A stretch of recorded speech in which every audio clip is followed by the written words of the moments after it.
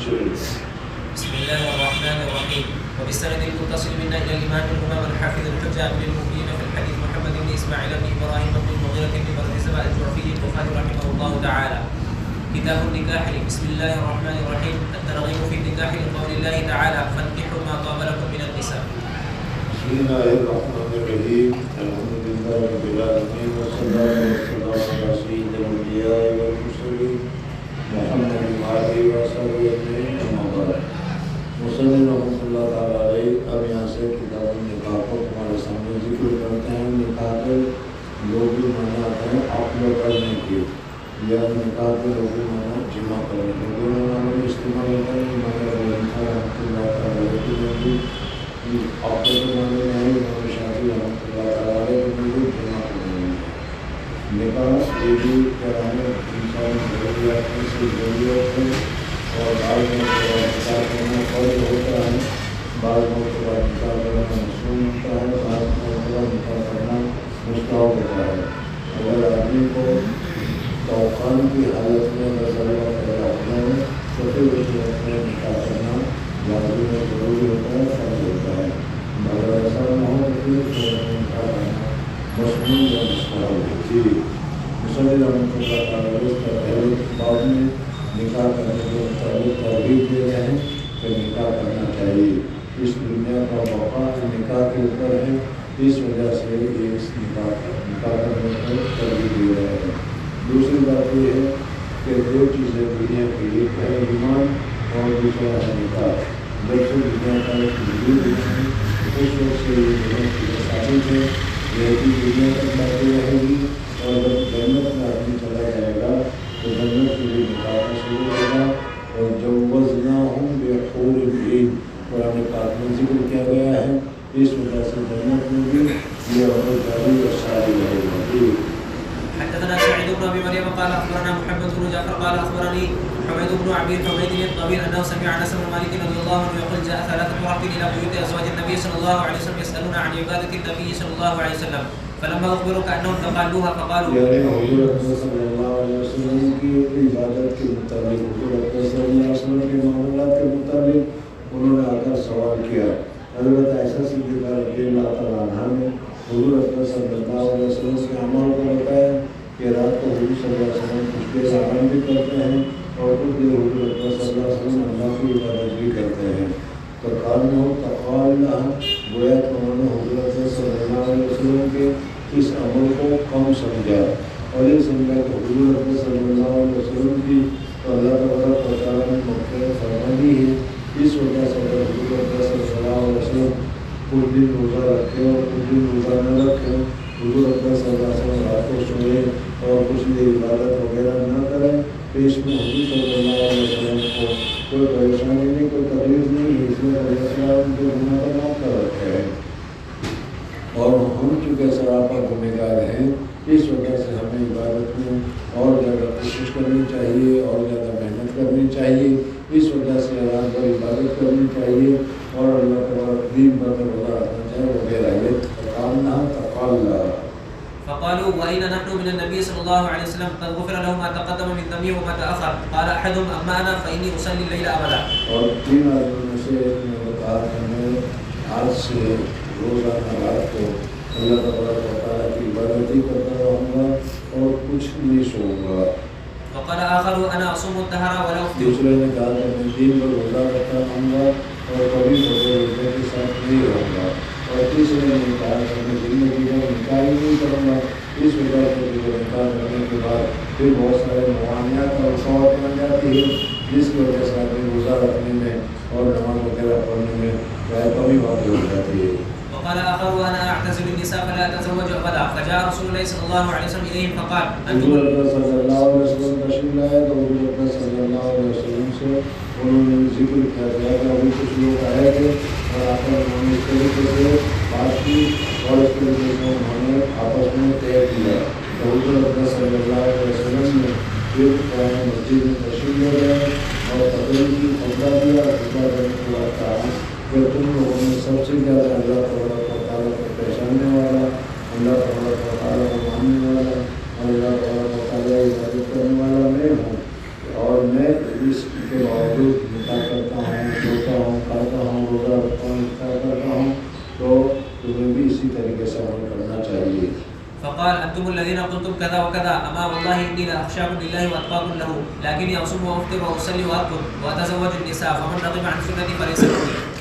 حدثنا علي سمع حسان بن ابراهيم عن يونس بن يزيد عن الزهري قال اخبرني عروه انه سال عائشه رضي الله عنها عن قوله تعالى وان خفتم الا تقسطوا في اليتامى فانكحوا ما طاب لكم من النساء مثنى وثلاث ورباع فان خفتم الا تعدلوا فواحده او ما ملكت ايمانكم ذلك ادنى الا تعولوا. قالت يا ابن اختي اليتيمه تكون في حجر وليها فيرغب في مالها وجمالها ويريد ان يتزوجها بادنى من سنه صداقها فله ان ينكحوهن الا ان يقسطوا لهن فيكملوا الصداق وامر بنكاح من سواهن من النساء. باب قول النبي صلى الله عليه وسلم من استطاع منكم الباءة فليتزوج. عورتوں کے کوئی حقوق کی ادائیگی کرنے کی جس کا عمر کی طاقت ہو، نہ کی طاقت ہو، تو اس صورت میں اس کو نکاح کر لینا چاہیے. من استطاع منكم الباءة فليتزوج فإنه أغض للبصر وأحسن للفرج. وهل دو فائدے بتائے گئے، ایک اغض للبصر اور دوسرا احسن للفرج. وهل يتزوج من لا أرم له في النكاح. حدثنا عمر بن حفص قال حدثنا ابي قال حدثنا الاعمش قال حدثني ابراهيم عن القبة قال كنت مع عبد الله فلقيه عثمان بمنى فقال يا ابا عبد الرحمن ان لي اليك حاجه فخليا فقال عثمان هل لك يا ابا عبد الرحمن في ان نزوجك بكرا يذكرك ما كنت تعهد. فلما راى عبد الله ان ليس له حاجه الى هذا اشار الي فقال يا علقمه فانتهيت اليه وهو يقول اما لئن قلت ذلك لقد قال له النبي صلى الله عليه وسلم يا معشر الشباب.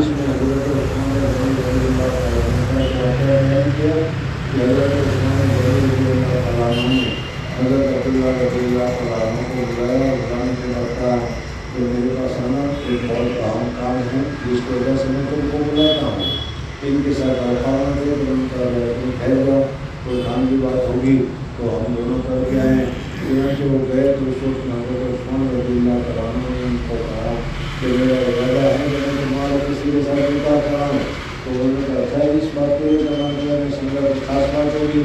علقمہ کو بلا لیا. پھر اس کے بعد کہا کہ حضور اکرم صلی اللہ علیہ وسلم نے ہمیں ارشاد فرمایا تھا من استطاع منکم الباءة فلیتزوج، اور میں جانتا ہوں اور اس وقت مجھے نکاح کرنے کی کوئی حاجت نہیں ہے. جی لقد قال لنا النبي صلى الله عليه وسلم يا معشر الشباب من استطاع منكم الباءة فليتزوج ومن لم يستطع فعليه بالصوم فإنه له وجاء.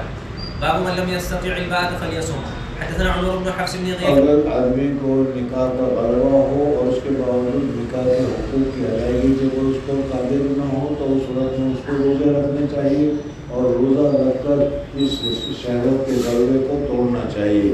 لیکن ایک یا دو روزے سے یہ شہوت نہیں ٹوٹے گی، اس کے لیے مسلسل روزہ رکھنا پڑے گا. جی حدثنا عمر بن حفص بن غياث قال حدثنا ابي قال حدثنا الاعمش قال حدثني عمارة عن عبد الرحمن بن يزيد قال دخلت مع القمة والأسود على عبد الله فقال عبد الله رضي الله عنه كنا مع النبي صلى الله عليه وسلم شبابا لا نجد شيئا فقال لنا رسول الله صلى الله عليه وسلم يا معشر الشباب من استطاع منكم الباءة فليتزوج فإنه أغض للبصر وأحسن للفرج ومن لم يستطع فعليه بالصوم فإنه له وجاء. باب كثرة النساء. حدثنا ابراهيم بن موسى قال اخبرنا هشام بن يزمع ان ابن جريج اخبرهم قال اخبرني عطاء قال حضرنا مع ابن عباس رضي الله عنهما في جنازة ميمونة بسيف فقال ابن عباس هذه زوجة النبي صلى الله عليه وسلم فإذا رفعتم نعشها فلا تزعزعوها ولا تزلزلوها وارفقوا فإنه كان عند النبي صلى الله عليه وسلم 9 كان يقسم ل8 ولا يقسم ل1. حدثنا مسدد قال حدثنا حضور اکرم صلی اللہ علیہ وسلم تقسیم کرتے تھے آٹھ کے لیے. دنیا در نہ تھی لیکن آٹھ کے لیے تقسیم کرتے تھے. اس لیے حضرت سودا رضی اللہ تعالیٰ عنہ نے اپنا حصہ اپنا وقت حضرت عائشہ صدیقہ رضی اللہ تعالیٰ عنہ کو ہدیہ کر دیا تھا. جی حدثنا مسدد قال حدثنا يزيد بن زريع قال حدثنا سعيد عن قتادة عن انس رضي الله عنه ان النبي صلى الله عليه وسلم كان يطوف على نساء في ليلة واحدة وله 9 نسوة. وقال لي خليفة حدثنا يزيد بن زريع قال حدثنا سعيد عن قتادة ان انس رضي الله عنه حدثهم عن النبي صلى الله عليه وسلم. حدثنا علي بن الحكم الانصاري قال حدثنا ابو عمرة عن رقبة عن طلحة اليامي عن سعيد بن جبير قال قال لي ابن عباس رضي الله عنهما هل تزوجت؟ قلت لا. قال فتزوج فإن خير هذه الأمة أكثرها نساء. باب من هاجر وعمل خيرا لتزويج امرأة فله ما نوى. حدثنا کوئی آدمی کسی مقصد کے لیے ہجرت کرتا ہے اور نکاح کے لیے ہجرت کرتا ہے تو پھر اس وقت میں نکاح کی وجہ سے ہجرت کا ثواب نہیں ملے گا. حدثنا يحيى بن قزعة قال حدثنا مالك عن يحيى بن سعيد عن محمد بن ابراهيم بن الحارث عن محمد بن وقاص عن عمر بن الخطاب رضي الله عنه قال قال النبي صلى الله عليه وسلم العمل بالنية وانما لامرئ ما نوى فمن كانت هجرته الى الله ورسوله فهجرته الى الله ورسوله ومن كانت هجرته الى دنيا يصيبها او امرأة ينكحها فهجرته الى ما هاجر اليه. باب تزويج المعسر الذي معه القرآن والاسلام. فيه کسی آدمی کے پاس پیسے نہ ہوں اور تندرستی ہو لیکن علم ہو اور اس علم کی فضیلت کی وجہ سے اس کے ساتھ نکاح کر لینا چاہیے. فيه سهل عن النبي صلى الله عليه وسلم. حدثنا محمد بن المثنى قال حدثنا يحيى قال حدثنا اسماعيل قال حدثني قيس عن ابن مسعود رضي الله عنه قال كنا نغزو مع النبي صلى الله عليه وسلم ليس لنا نساء فقلنا يا رسول الله الا نستقصي فنهانا عن ذلك. یعنی ہم خصی نہ ہو رہے تو حضور اکرم صلی اللہ علیہ وسلم نے اس طریقے سے خصی کرنے سے اس قسم کے آپریشن کرانے سے منع کیا. باب قول الرجل لاخيه انظر اي زوجتي شئت حتى انزل لك عنها. رواه عبد الرحمن بن عوف. حدثنا محمد بن كثير عن سفيان عن حميد الطويل قال سمعت انس بن مالك رضي الله عنه قال قدم عبد الرحمن بن عوف فآخى النبي صلى الله عليه وسلم بينه وبين سعد بن ربيع الانصاري وعند الانصاري امرأتان فعرض عليه ان يناصفه اهله وماله فقال بارك الله لك في اهلك ومالك دلوني على السوق فاتى السوق فربح شيء من عقد وشيء من سم فرآه النبي صلى الله عليه وسلم بعد أن يمن عليه نظر من سفرة فقال ما هي يا عبد الرحمن؟ فقال تزوجت أنصارية. قال فما سقت؟ قال وزن نواة من ذهب. قال أولم ولو بشاة. باب ما يكره من التبتل والخصاء.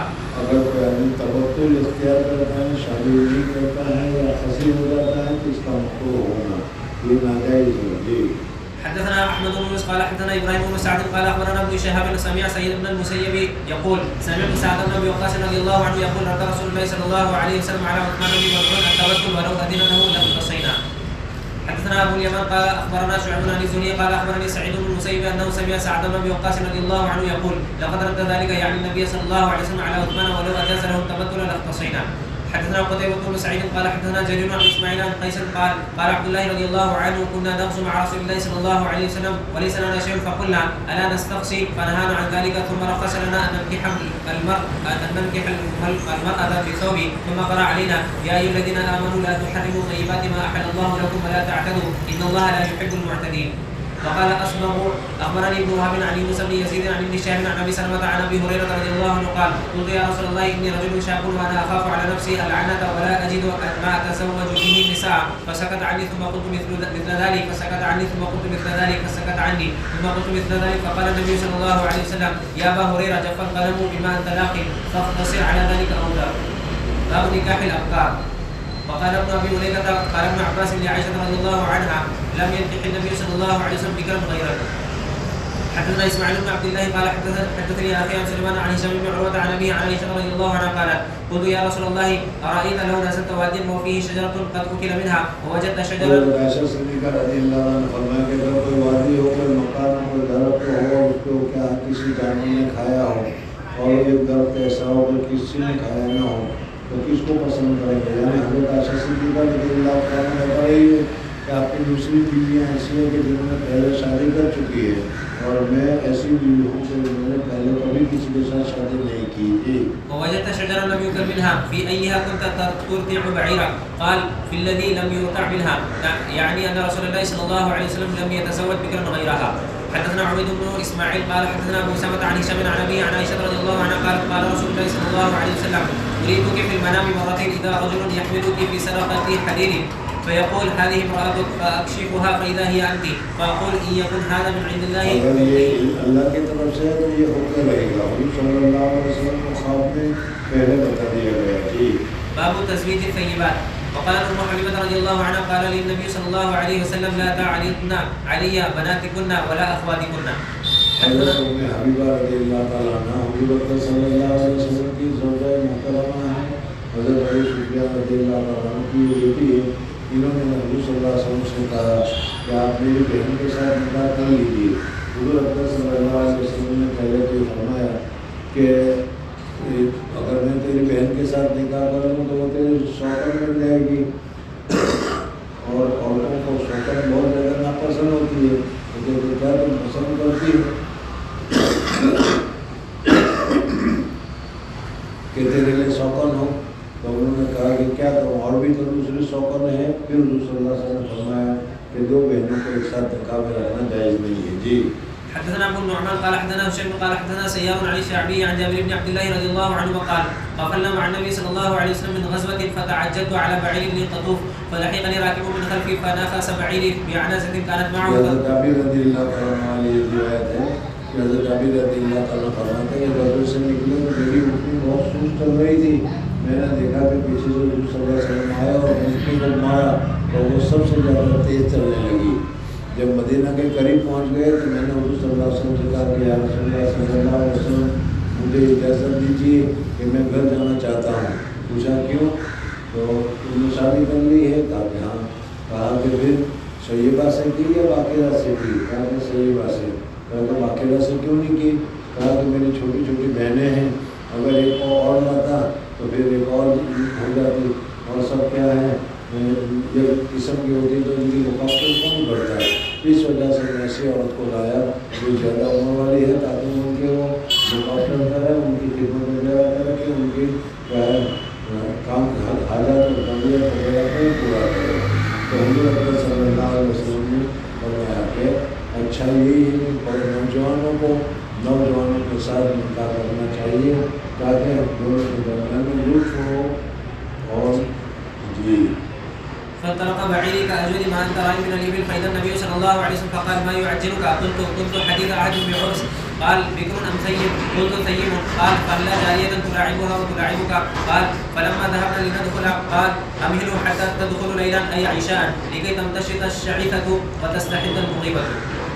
حدثنا آدم قال حدثنا شعبة قال حدثنا محيط قال سمعت جابر بن عبد الله رضي الله عنه يقول تزوجت فقال لي رسول الله صلى الله عليه وسلم ما تزوجت؟ فقلت تزوجت ثيبا. فقال ما لك وللعذارى ولعابها؟ فذكرت ذلك لعمرو بن دينار فقال عمرو سمعت جابر بن عبد الله رضي الله عنه يقول قال لي رسول الله صلى الله عليه وسلم هل لا جارية تلاعبها وتلاعبك؟ باب تزويج الصغار من الكبار. چھوٹی عمر کی لڑکی کو بڑے عمر کے آدمی کے ساتھ نکاح کرنا جائز ہے, درست ہے, وہ عورت کی بات. جی. حدثنا عبد الله بن يوسف قال حدثنا الليث عن يزيد عن هلال عن عروة عن النبي صلى الله عليه وسلم خطب عائشة إلى أبي بكر فقال له أبو بكر رضي الله عنه إنما أنا أخوك, فقال أنت أخي في دين الله وكتابه وهي لي حلال.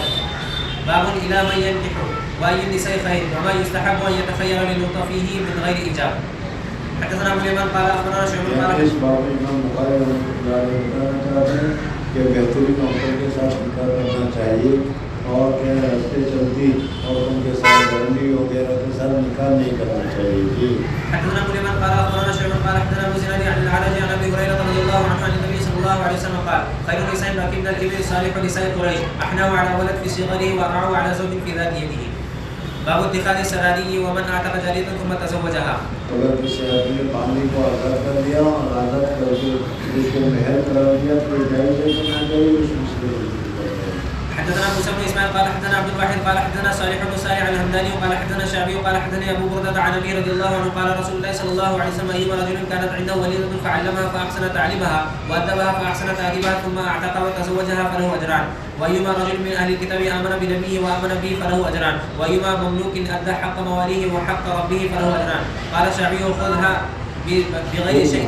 بغیر شيء یعنی یہ حدیث ہم نے تم کو بہت ہی آسانی کے ساتھ اور بہت ہی سہولت کے ساتھ سنا دی. ہم لوگوں کو حدیث کو حاصل کرنے کے لیے مہینوں کا سفر کرنا پڑتا تھا, بڑی مشقتیں اٹھانی پڑتی تھی, تب جا کر ہم کو حدیثیں ملا کرتی تھی. خذها بغير شيء. قد كان الرجل يرحل فيما دونه إلى المدينة. وقال أبو بكر عن أبي حسين عن أبي بردة عن أبي رضي الله عنه عن النبي صلى الله عليه وسلم أعتقها ثم أصدقها. حدثنا سعيد بن طليق قال أخبرني ابن وهب قال أخبرني جرير بن حازم عن أيوب عن محمد عن أبي هريرة رضي الله عنه قال النبي صلى الله عليه وسلم حدثنا سليمان بن حماد بن زيد عن أيوب عن محمد عن أبي هريرة رضي الله عنه لم يكذب إبراهيم إلا 3 كذبات بينما إبراهيم مر بجبار ومعه سارة فذكر الحديث فأعطاه هاجر قالت كف الله يد الكافر وأخدمني أجر. قال أبو هريرة رضي الله عنه فتلك أمكم يا بني ماء السماء. حدثنا قتيبة قال حدثنا إسماعيل بن جعفر عن حميد عن أنس رضي الله عنه قال أقام النبي صلى الله عليه وسلم بين خيبر والمدينة 3 يمنى عليه بصفية بنت حيي فدعوت المسلمين إلى وليمته فما كان فيها من خبز ولا لحم أمر بالأمتاع فألقي فيها من التمر والأقط والسمن فكانت وليمته. فقال المسلمون إحدى أمهات المؤمنين أو مما ملكت يمينه فقالوا إن حجبها فهي من أمهات المؤمنين وإن لم يحجبها فهي مما ملكت يمينه. فلما ارتحل وطأ لها خلفه ومد الحجاب بينه وبين الناس. باب من جعل عتق الأمة صدقها. حدثنا قتيبة بن سعيد قال حدثنا حماد عن ثابت وشعيب بن الحبحاب عن أنس بن مالك رضي الله عنه أن رسول الله صلى الله عليه وسلم أعتق صفية وجعل عتقها صدقها. باب تزويج المعسر لقوله تعالى إن يكونوا فقراء يغنيهم الله. تندرست ہو اور تندرست ہونے کے باوجود نکاح کرنا چاہتا ہے اور نکاح کرنے کا مقصد یہ ہے کہ عفت اور پاکدامنی کی زندگی گزاریں تو اللہ تبارک و تعالیٰ اس کو سہولت راحت آسانی اور مسلط عطا فرماتے ہیں. حدثنا قتيبة قال حدثنا عبد العزيز بن ابي حازم عن ابي عن سهل بن سعد الساعدي رضي الله عنه قال جاءت امرأة الى رسول الله صلى الله عليه وسلم فقالت يا رسول الله جئت اهب لك نفسي فنظر اليها رسول الله صلى الله عليه وسلم فصعد النظر فيها وصوبه ثم طأطأ رسول الله صلى الله عليه وسلم رأسه. فلما رأت المرأة انه لم يقضي فيها شيئا جلست فقام رجل من اصحابه فقال يا رسول الله ان لم تكن لك بها حاجة فزوجنيها. فقال وهل عندك من شيء؟ قال لا والله يا رسول الله. فقال اذهب الى اهلك فانظر هل تجد شيئا. فذهب ثم رجع فقال لا والله ما وجدت شيئا. فقال رسول الله صلى الله عليه وسلم انظر ولو خاتما من حديد. فذهب ثم رجع فقال لا والله يا رسول الله ولا خاتم من حديد ولكن هذا إزاري. قال سلم ما له رداء فلها نصفه. فقال رسول الله صلى الله عليه وسلم ما تصنع بإزارك إن لبسته لم يكن عليها منه شيء وإن لبسته لم يكن عليك منه شيء. فجلس الرجل حتى إذا طال مجلسه قام فرآه رسول الله صلى الله عليه وسلم وليا فأمر به فدعي. فلما جاء قال ماذا معك من القرآن؟ قال معي سورة كذا وسورة كذا. عددها. فقال تقرأهن عن ظهر قلبك؟ قال نعم. قال إذا فقد ملكتكها بما معك من القرآن. باب الأفاء في الدين. باب الأفاء برابر ہونا. جب سائیکل کے دونوں پہیے برابر ہو تو وہ چلنے میں سہولت رہتی ہے. اسی طریقے سے میاں بیوی دونوں حالات کے اعتبار سے اگر برابر ہوں گے تو پھر اس وقت میں دونوں کے نکاح میں خیر رہے گی. وهو الذي خلق من الماء بشرا فجعله نسبا وصيرا وكان ربك قديرا.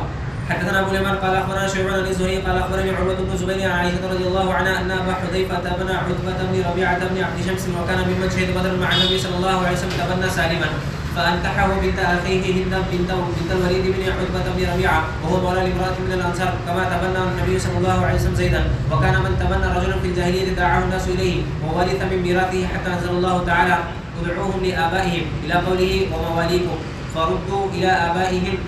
فمن لم يعلم له أب كان مولى وأخا في الدين. فجاءت سهلة بنت سهيل بن عمرو القرشي ثم العامري وهي امرأة أبي حذيفة النبي صلى الله عليه وسلم فقالت يا رسول الله إنا كنا نرى سالما ولدا وقد أنزل الله فيه ما قد علمت. فذكر الحديث. حدثنا عبيد بن اسماعيل قال حدثنا ابو سمد عن هشام عن ابيه عن عائشه رضي الله عنها قالت دخل رسول الله صلى الله عليه وسلم على ضباعه بنت الزبير فقال لها لعلك اردت الحج. قالت والله لا اجدني الا وجعه. فقال لها حجي واشترطي وقولي اللهم محلي حيث حبستني. وكانت تحت المقداد بن الاسود. حدثنا مسدد قال حدثنا يحيى عن عبيد الله قال حدثني سعيد بن ابي سعيد عن ابيه عن ابي هريره رضي الله عنه عن النبي صلى الله عليه وسلم قال تنكح المراه لاربع لمالها ولحسبها وجمالها ولدينها فاظفر بذات الدين تربت يداك. حدثنا ابراهيم بن حمزه قال حدثنا ابن ابي حازم عن ابيه عن سالم رضي الله عنه قال مر رجل على رسول الله صلى الله عليه وسلم فقال ما تقولون في هذا؟ قالوا حري للخطبه ان ينكح وان شفع يشفع وان قال ان يستمع. قال ثم سكت فمر رجل من فقراء المسلمين فقال ما تقولون في هذا؟ قالوا حري إن خطب أن لا ينكح وإن شفع أن لا يشفع وإن قال أن لا يستمع. فقال رسول الله صلى الله عليه وسلم هذا خير من ملء الأرض مثل هذا. باب الوفاء في المال وتزويج المقل المثرية. حدثني يحيى بن بكر قال حدثنا الليث عن عقيل عن ابن شهاب قال اخبرني عروة انه سال عائشة رضي الله عنها وان خفتم الا تقسطوا في اليتامى قالت ابن اختي هذه اليتيمة تكون في حجر وليها فيرغب في جمالها ومالها يريد ان ينتقص في صداقها فنهوا عن نكاحهن الا ان يقسطوا في اكمال الصداق وامروا بنكاح من سواهن. قالت واستفتى الناس رسول الله صلى الله عليه وسلم بعد ذلك فانزل الله ويستفتونك في النساء الى وترغبون ان تنكحوهن فانزل الله لهم أن اليتيمة إذا كانت ذات جمال ومال رغبوا في نكاحها ونسبها في إكمال الصداق وإذا كانت مرغوبة عنها في قلة المال والجمال تركوها وأخذوا غيرها من النساء. قالت فكما يتركونها حين يرغبون عنها فليس لهم أن ينكحوها إذا رغبوا فيها إلا أن يقسطوا لها ويعطوها حقها الأوفى من الصداق. باب من يتقى في شؤم المرأة وقوله تعالى إن من أزواجكم وأولادكم عدوا لكم. قرآن پاک میں اللہ تبارک و تعالیٰ نے ان من ازواجکم و اولادکم کو فتنہ قرار دیا ہے. मुसन्निफ़ रहमतुल्लाह ताला अलैहि फरमाते हैं कि औरत में शुम है कि बदबख्ती है या नहीं है। तो उस वजह से यहाँ पर बताया गया कि अगर औरत या बच्चे की वजह से अगर अल्लाह तबारक व तआला का अहकाम टूट रहा हो, आदमी उस वजह से रिश्वत ले रहा है, दूसरे अगर से मुखालफत कर रहा है, तो ये उसकी क्या है, बदबख्ती है। लेकिन अगर ऐसा नहीं है तो औरत में कोई बदबख्ती अल्लाह तबारक व तआला ने नहीं रखी है। जी حدثنا اسماعيل قال حدثني مالك عن ابن شهاب عن حمزة وسالم ابن عبد الله بن عمر عن عبد الله بن عمر رضي الله عنهما ان رسول الله صلى الله عليه وسلم قال الشوم في المرأة والدار والفرس. حدثنا محمد بن منهل قال حدثنا يزيد بن زريع قال حدثنا عمر بن محمد الاسقلاني عن ابيه عن ابن عمر رضي الله عنهما قال ذكروا الشوم عند النبي صلى الله عليه وسلم فقال النبي صلى الله عليه وسلم ان كان الشوم في شيء ففي الدار والمرأة والفرس. حدثنا عبد الله بن يوسف قال اخبرنا مالك عن ابي حازم عن سهل بن سعد رضي الله عنهما ان رسول الله صلى الله عليه وسلم قال ان كان في شيء ففي الفرس والمرأة والمسكن. حدثنا آدم قال حدثنا شعبة عن سليمان التيمي قال سمعت أبو عثمان النهدي عن أسامة بن زيد رضي الله عنه عن النبي صلى الله عليه وسلم قال ما تركت بعدي فتنة أضر على الرجال من النساء باب الحرة تحت العبد. حدثنا عبد الله بن يوسف قال اخبرنا مالك عن ابي ابي عبد الرحمن عن القاسم بن محمد عن عائشه رضي الله عنها قالت كان في بريده 3 سنن عتقت فغيرت. بريدہ رضی اللہ تعالیٰ عنہ کا واقعہ ہے، اس واقعے میں 3 مسائل پائے جاتے ہیں. عتقت فخيرت وقال رسول الله اس کو آزادی دی گئی اور آزادی دینے کے بعد اس کو اختیار ملا. تو اگر عورت کو زمانے غلامی میں اس کے مالک نے شادی کرا دی ہو تو عورت انکار نہیں کر سکتی، اس آدمی کو اس کو ماننا پڑے گا. لیکن اگر آزادی مل گئی تو پھر اس وقت میں اس کو اختیار ملے گا. اگر وہ رہنا چاہتی ہے تو رہے، نہ رہنا چاہتی ہے تو نہ رہے. اگر بریدہ کسی سے یہ معلوم ہوتا ہے. دوسرا وقال رسول الله صلى الله عليه وسلم الولاء لمن اعتق. اور جو آزاد کرے گا اس آزاد کرنے والے کو ولا کا حکم ملے گا. ودخل رسول الله صلى الله عليه وسلم غربة على النار فقرب إليه. حضور صلی اللہ علیہ وسلم گھر میں تشریف لائے تو چولہے کے اوپر کچھ پک رہا تھا. حضور اکرم صلی اللہ علیہ وسلم نے کھانا مانگا. حضرت عائشہ صدیقہ رضی اللہ عنہا نے جو کھانے کا وہ دے دیا. حضور صلی اللہ علیہ وسلم کہا کہ چولہے پر کچھ پک رہا تھا وہ کیوں ہوتا ہے؟ تو حضرت عائشہ صدیقہ رضی اللہ عنہا نے کہا کہ وہ تو صدقہ کا گوشت ہے، حضرت بریدہ کو کسی نے صدقہ دیا تھا، اس نے ہمیں ہدیہ دیا، وہ پکا رہے ہیں اور آپ صدقہ کا گوشت نہیں کھا رہے. حضور اکرم صلی اللہ علیہ وسلم نے فرمایا کہ صدقہ کا گوشت بریدہ کو مل گیا، اس نے اس کے اوپر قبضہ کر لیا تو وہ صدقہ ادا ہو گیا. اب بریدہ نے ہمیں ہدیہ دیا ہے، اس وجہ سے وہ صدقہ کا نہیں ہے، وہ ہدیہ کا ہے. جی ودخل رسول الله صلى الله عليه وسلم غربة على النار فقرب إليه خبز وكتب من قدوم البيت فقال لم أرى البرمة فقيل لحم تصدق على بريرة وأنت لا تأكل صدقة قال هو عليها صدقة ولنا هدية. باب لا يتزوج أكثر من 4 لقوله تعالى مثنى وثلاث. اگر کسی آدمی کو نکاح کرنا ہے تو زیادہ سے زیادہ 4 عورتوں کے ساتھ نکاح کرنا جائز ہے. 4 عورتوں سے زیادہ ایک ساتھ نکاح کرنا جائز نہیں ہے. اس مسئلے میں شیعوں کا اختلاف ہے. وہ فرماتے ہیں 2 یا 4 3 یعنی 6 10 اور 4 18 عورتوں کے ساتھ ایک ساتھ نکاح کرنے کو جائز قرار دیتے ہیں. جی وقال علي بن الحسن يعني مثنى أو ثلاثة أو رباع. وقوله جل ذكره أولي أجنحة مثنى وثلاثة ورباع يعني مثنى أو ثلاثة أو رباع. حدثنا محمد قال أخبرنا عبد الله عن هشام عن أبيه عن عائشة رضي الله عنها فإن خفتم ألا تقسطوا في اليتامى قال اليتيم تكون عند الرجل وهو وليها فيتزوج على مالها ويسيء صحبتها ولا يعدل في مالها فليتزوج من طاب له من النساء سواها مثنى وثلاثة ورباع. باب وأمهاتكم اللاتي أرضعنكم ويحرم من الرضاع. اب یہاں سے رضاعت کے ذریعے سے بھی حرمت ثابت ہوتی ہے. دودھ پلا دیا بچپن میں تو رضاعت ثابت ہو جاتی ہے. جی حدثنا اسماعيل قال حدثني مالك عن عبد الله بن ابي بكر عن امرأة بنت عبد الرحمن ان عائشة رضي الله عنها زوج النبي صلى الله عليه وسلم اخبرتها ان رسول الله صلى الله عليه وسلم كان عندها وانها سمعت صوت رجل يستأذن في بيت حفصة. قالت فقلت يا رسول الله هذا رجل يستأذن في بيتك فقال النبي صلى الله عليه وسلم يراه فلانا لعم حفصة من الرضاعة. قالت عائشة رضي الله عنها لو كان فلان حيا لعمها من الرضاعة دخل علي فقال نعم الرضاعة تحرم ما تحرم الولادة. حدثنا مسدد قال حدثنا يحيى عن شعبة عن قتادة عن جابر بن زيد عن ابن عباس رضي الله عنهما قال قيل للنبي صلى الله عليه وسلم ألا تزوج ابنة حمزة. حضور صلی اللہ علیہ وسلم سے گزارش کی گئی کہ حضرت حمزہ رضی اللہ تعالیٰ عنہ کی بیٹی ہے، آپ ان کے ساتھ نکاح نہیں کر لیتے، نکاح کر لیجیے. حضور صلی اللہ علیہ وسلم نے فرمایا کہ میرا حضرت حمزہ کی بیٹی کے ساتھ نکاح کرنا جائز نہیں ہے. کیوں؟ اس وجہ سے کہ میں اور حمزہ دونوں نے ایک وسیلہ سلوک کیا ہے، ایک اور سلوک کیا ہے، جس کی وجہ سے ہم دونوں رضائی بھائی ہیں، اور یہ میرے بھائی کی بیٹی بھتیجی ہوتی ہے، اس کے ساتھ نکاح کرنا جائز نہیں۔ قال انها ابنة اخي من الرضاعة. وقال بشر بن عمر حدثنا شعبة سمعت قتادة سمعت جابر بن زيد مثله. حدثنا الحكم بن نافع قال اخبرنا شعبة بن الزهري قال اخبرني عروة بن زبير ان زينب ابنة ابي سلمة اخبرته ان ام حبيبة ابنة ابي سفيان رضي الله عنهما اخبرتها انها قالت يا رسول الله انكح اختي بنت ابي سفيان. فقال یہ ابھی حدیث تمہارے سامنے ذکر کی کہ ام حبیبہ نے اپنی بہن کا نکاح حضور صلی اللہ علیہ وسلم سے کرنا چاہا۔ فقال او تحبين ذلك؟ فقلت نعم لست لك بالمخلية، یعنی میں اکیلی تھوڑی ہوں، میرے ساتھ اور یہ نہیں تو دوسری بھی بہت ساری شوقانیں ہیں، تو اگر ایک شوقان اور بڑھ جائے گی تو کیا فرق پڑے گا؟ وأحب من شاركني في خير أختي. فقال النبي صلى الله عليه وسلم إن ذلك لا يحل لي. قلت فإنا نحدث أنك تريد أن تنكح بنت أبي سلمة. قال بنت أم سلمة؟ قلت نعم. فقال لو أنها لم تكن ربيبتي في حجري ما حلت لي، إنها لابنة أخي من الرضاعة أرضعتني وأبا سلمة ثويبة، فلا تعرضن علي بناتكن ولا أخواتكن. یعنی تم اپنی بیٹی اور بہنوں کو میرے ساتھ نکاح پر پیش مت کیا کرو۔ قال عروة وثويبة مولاة لأبي لهب، كان أبو لهب أعتقها فأرضعت النبي صلى الله عليه وسلم، فلما مات أبو لهب أريه بعض أهله بشر حيبة. قال له ماذا لقيت؟ قال أبو لهب لم ألق بعدكم غير أني سقيت في هذه بعتاقتي ثويبة.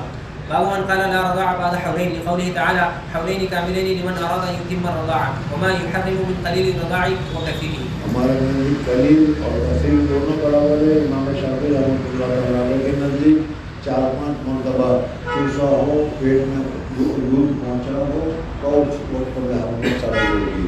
حدثنا ابو الوليد قال حدثنا شعبة عن الاشعث عن ابيه عن مسروق عن عائشة رضي الله عنها ان النبي صلى الله عليه وسلم دخل عليها وعندها رجل فكانه تغير وجهه كانه كره ذلك، فقالت انه اخي، فقال انظرنا من اخوانكن فانما الرضاعة من المجاعة. باب لبن الفحل. حدثنا عبد الله بن مسلم قال اخبرنا مالك عن ابن شهاب عن عروة بن زبير عن عائشة رضي الله عنها ان افلح اخا بني وعيس جاء يستأذن عليه وهو عمها من الرضاعة بعد ان نزل الحجاب، فابيت ان اذن له، فلما جاء رسول الله صلى الله عليه وسلم اخبرته بالذي صنعت فامرني ان اذن له. باب شهادة المرضعة. حدثنا علي بن عبد الله قال حدثنا اسماعيل بن ابراهيم قال اخبرنا ايوب عن عبد الله بن ابي مليكة قال حدثني عبيد بن ابي مريم عن عقبة بن الحارث رضي الله عنه قال وقد سمعت من عقبة لكنني حديث عبيد احفظ قال تزوجت امرأة فجاءتنا امرأة سوداء فقالت پہلے دوسرے کتاب دونوں نے شادی کی تھی، خالی عورت آئی اور ان کا میں نے تم دونوں کو دودھ پلایا ہے، اور اس دودھ پلانے کی وجہ سے تم دونوں رضائی بھائی بہن ہو گئے، تمہارا نکاح کرنا درست نہیں ہے۔ یہ حضور اکرم صلی اللہ علیہ وسلم کی خدمت میں مدینہ منورہ مسئلہ پوچھنے کے لیے گئے جی۔ فقالت قد أرضعتكما، فأتيت النبي صلى الله عليه وسلم فقلت تزوجت فلانة بنت فلان، فجاءتنا امرأة سوداء فقالت لي إني قد أرضعتكما وهي كاذبة، فأعرض عنه فأتيته من قبل وجهه قلت إنها كاذبة، قال كيف بها وقد زعمت أنها كيف بها، یعنی جب بات کہہ دی گئی ہے، شبہ پیدا ہو گیا ہے، تو اب دونوں کے درمیان میں کیا ہے وہ انبساط اور وہ دور نہیں رہے گا، جس وجہ سے تم طلاق لے کر الگ ہو جاؤ۔ دعها عنك. وأشار إسماعيل بإصبعيه السبابة والوسطى يحكي أيوب. باب ما يحل من النساء وما يحرم. وقوله تعالى حرمت عليكم أمهاتكم وبناتكم وأخواتكم وعماتكم وخالاتكم وبنات الأخ وبنات الأخت إلى آخر الآيتين إلى قوله إن الله كان عليما حكيما. وقال أنس رضي الله عنه والمحسنات من النساء ذوات الأزواج الحرائر حرام إلا ما ملكت أيمانكم لا يرى بأسا أن ينزع الرجل جاريته من عبده. وقال ولا تنكحوا المشركات حتى يؤمننا. وقال ابن عباس رضي الله عنه کوئی کافرہ مسلمان نہ ہو وہاں تک اس کے ساتھ حالت کفر میں نکاح کرنا درست نہیں ہے۔ وقال ابن عباس رضي الله عنه ما زال على 4 فهو حرام كأمه وابنته وأخته.